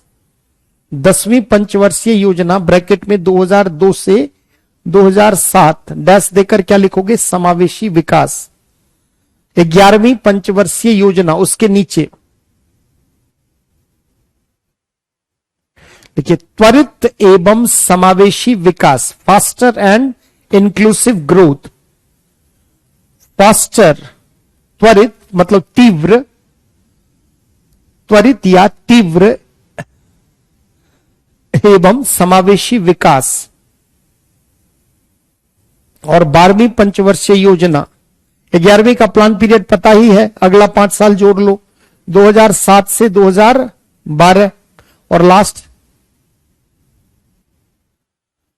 अच्छा ठीक है, 12वीं पंचवर्षीय योजना 2012 से 2017। इसमें लिखिए अधिक त्वरित समावेशी एवं सतत विकास, अधिक त्वरित समावेशी विकास एवं सतत विकास, अधिक त्वरित, more faster sustainable growth and sustainable development, अधिक त्वरित समावेशी विकास एवं सतत विकास। तो अब आप समझ पाए होंगे कि न्यायुक्त विकास क्या है। सिर्फ विकास को आर्थिक संदर्भ में न देखें, समाज पर पड़ने वाले प्रभाव। अब कल हम लोग एक एक करके सबके बारे में संक्षेप में देखेंगे, क्योंकि मानव विकास आप इकोनॉमिक्स में बहुत डिटेल पढ़ चुके हैं, है ना। सतत विकास आप इन्वायरमेंट इकोलॉजी, ज्योग्राफी, इकोनॉमी हर जगह पढ़े हैं, तो हम लोग उसके थीम में नहीं। समावेशी विकास भी आप ठीक ठाक अच्छे से इकोनॉमिक्स में पढ़े हैं, तो हम लोग उसका डिटेल संदर्भ नहीं जाएंगे, हम लोग उसके कुछ उसकी न्याय के संदर्भ पर चर्चा करेंगे, ठीक है। तो बच्चों आज की क्लास यहीं तक रखो। थोड़ा इन 4 कंसेप्ट को देखकर आना, मानव विकास, सतत विकास, समावेशी विकास, है ना। या इसको हम लोग कल की क्लास में संक्षेप में रखकर आगे बढ़ेंगे और हम लोग एनजीओ में प्रवेश करेंगे, खास करके गैर नहीं, धीरे धीरे बढ़ा दूंगा सौरभ, है ना, चिंता ना करो। आज की क्लास से रिलेटेड एनी डाउट, कोई भी डाउट है तो आप पूछ लें, अंतिम 5 मिनट आपके पास हैं। ठीक है, चलिए खुश रहिए सारे लोग, आराम करिए, कल मिलते हैं, ठीक ना। यही टाइम रहेगा अभी तो 5:15 का। 6 बजे वाले जिनका हिस्ट्री उनके लिए मैं पूछ लेता हूं एक बार, ठीक है बाबू। खुश रहो सारे लोग। सोशियोलॉजी ऑप्शनल के लिए अविनाश बात करेंगे, है ना। थोड़ा मेरी व्यस्तता बढ़ गई है ना, अब गवर्नमेंट डिग्री कॉलेज में होने के कारण थोड़ा समय मेरे पास अविनाश कम हो रहा है, लेकिन मैं उसका भी समाधान कर दूंगा, चिंता नहीं करना है ना। तो ऑप्शनल सोशियोलॉजी वाले जो 2-3 लड़के हैं, 4 लड़के जिन्होंने क्वेरी की है, उनका भी समाधान कोई ना कोई रास्ता तो निकालना ही होगा। हाँ ठीक है युवराज, सोचा जाता है, धीरे धीरे बढ़ाएंगे। 2 घंटे से पहले 2.5 घंटे, अगर आप लोग 2.5 घंटे में यूज टू होंगे तो फिर 3 घंटे। हाँ नोट्स की राइटिंग, उसके पीछे कारण है, देखो थोड़ा ऑनलाइन में थोड़ा बहुत तो दिक्कत होता है। पीडीएफ कोशिश करेंगे, पहले तो आप लिखो, अभी लिखवा दो तो कोई नहीं लिखोगे, कोशिश करेंगे, देखते हैं पीडीएफ। ठीक है, मैं पूछ लेता हूं ऑप्शनल वालों की टाइमिंग को लेकर साधना। ठीक है, चलिए अपना ख्याल रखिए, शुभ रात्रि, थैंक यू।